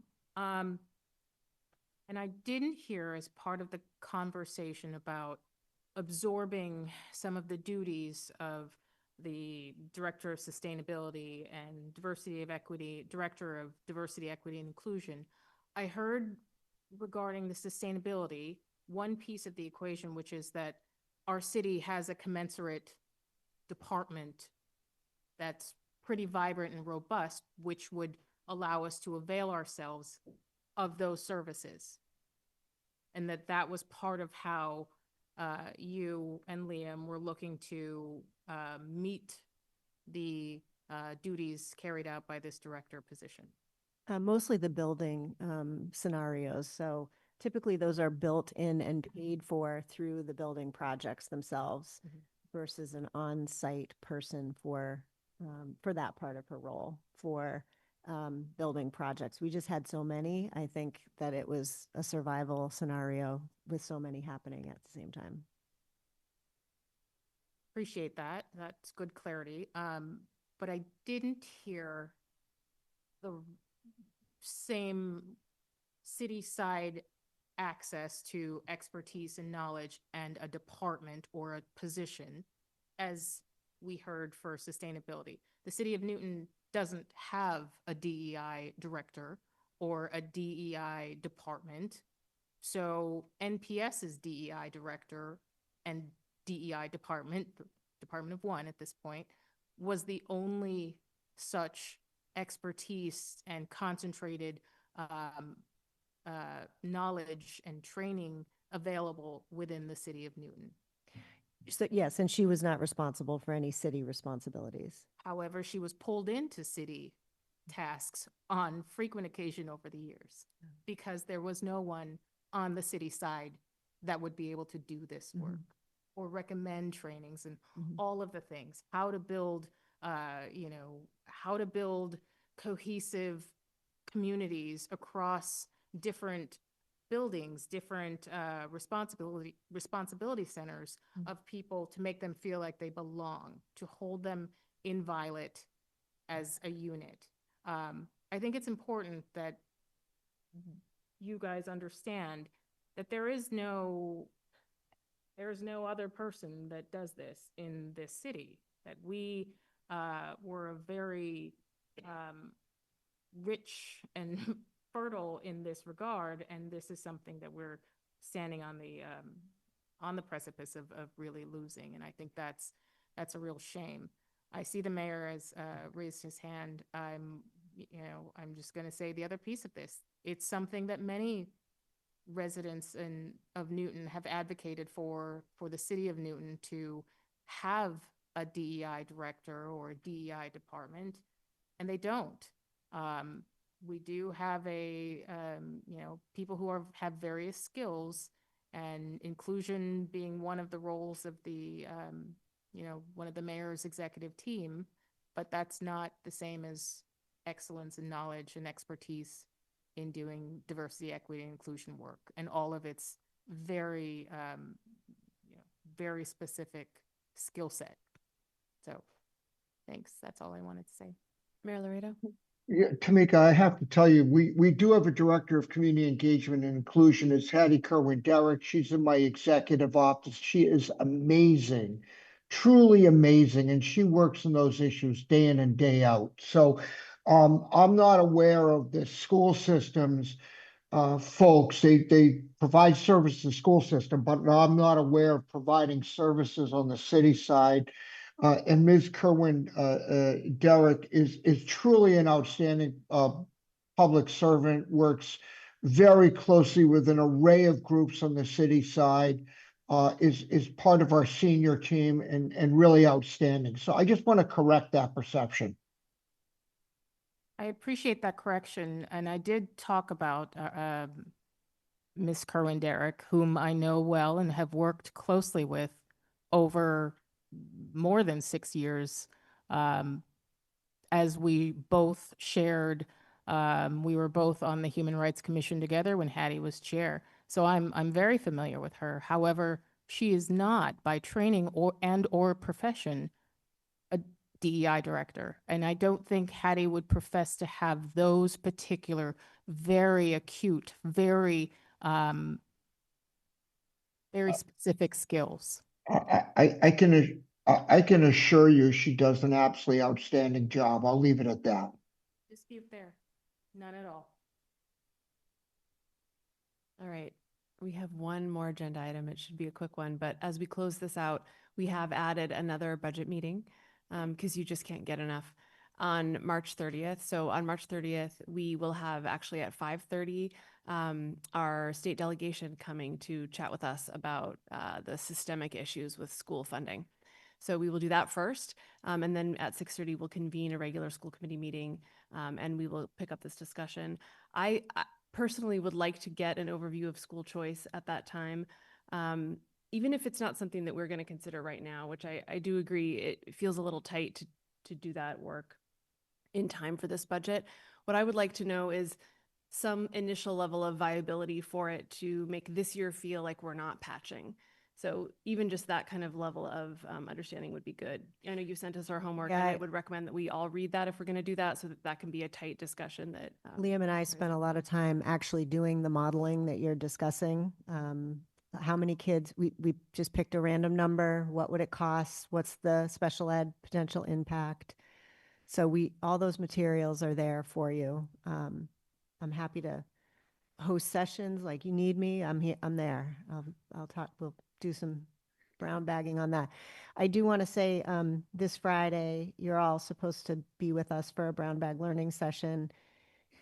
We can make that the learning session. Just to give people a chance to get up to speed, not the meetings where we talk about it on camera. I believe so, 9. You're suggesting switching We could. Fridays to Right. choice? We could. That's a great idea. Madam Chair, can I just add that I would urge us to be very careful about starting down a rather abrupt path on school choice. Again, this has been an issue that the school committee has rejected repeatedly over many years. And there's a lot of complications here. So I would urge us to be very cautious about going down this road and not looking at it as some kind of panacea. Thank you. Yeah, I definitely don't view it that way, but I think we need to be informed. Jason? No, I spoke about not rushing to decision, but I personally feel, having appreciated the complexities of school choice and trying to dig in last year, that a brown bag sooner rather than later makes a lot of sense to me. Okay. And just for the public, brown bags are publicly posted meetings where the school committee gets together to learn on deep topics. There's nothing secret going on. We'll then recreate it in a meeting like this after that as well. All right. Is Jill here with us? Hi, Jill. Come on down. Remind us of our policy that much presentation. It's the same policy that was for you 2 weeks ago for the first read, and I really didn't get any feedback. So it was here for, if there was This is any the policy that codifies, codifies the parent advisory committees, PACs, so CPAC and LPAC. Yeah, no real I didn't change know. to practice. Yeah, so I, Oh, Jason has a question. Not a question. I just wanted to make sure I'm playing back what I heard about this last time, which is the very important work that is done by our CPAC and LPAC boards is enshrined by law. We previously did not have a policy also either restating the law and or building upon that in our district. And we got a message from the Massachusetts School Committee, MASC organization. I think that's Massachusetts School Committees is what it stands for. Suggesting that we add that. And so this seconds what's in the law and extends it to be what, a little bit more tactical? I think it just spells it out. Well, and I want to be clear, it wasn't just MASC didn't reach out to us. There's a general policy service that MASC provides for many school districts, and we subscribe to that. And as part of that, they basically design the model of these manuals. They periodically review the policies. If there's changes in law, they recommend some policy changes that need to happen, some outdated policies, or there must have been some recommendations from some group somewhere along the way. I think a lot of it is just communicating what already exists and what's available, and also what the district is doing. There wasn't much reasoning else behind it, just to say this is a policy that we recommend that districts adopt. It's not required by law to have this policy. We're not putting anything out there that we're not already doing that is consistent and required by the law. I think it's just more of a communication, and it's out there. Thank you. Is there a motion to approve the policy? I'll motion that we approve the, gosh, I don't have it before me. The adoption of the KPG. KPG. Whatever Jill just said. Yeah. Your second. All right. Cabbage. I just remember because it's the opposite of Not a KGB. I got you. Packed up like a beat tour. It's all right. Ward 1. Yes. Ward 2. Yes. Ward 3. Yes. Ward 4. yes. Ward 5. Yes. Ward 6. Yes. Ward 7 is a yes. Ward 8. Yes. Mayor Laredo. Yes. All right. It passes 9-0. And with that, we are adjourned. Thank you.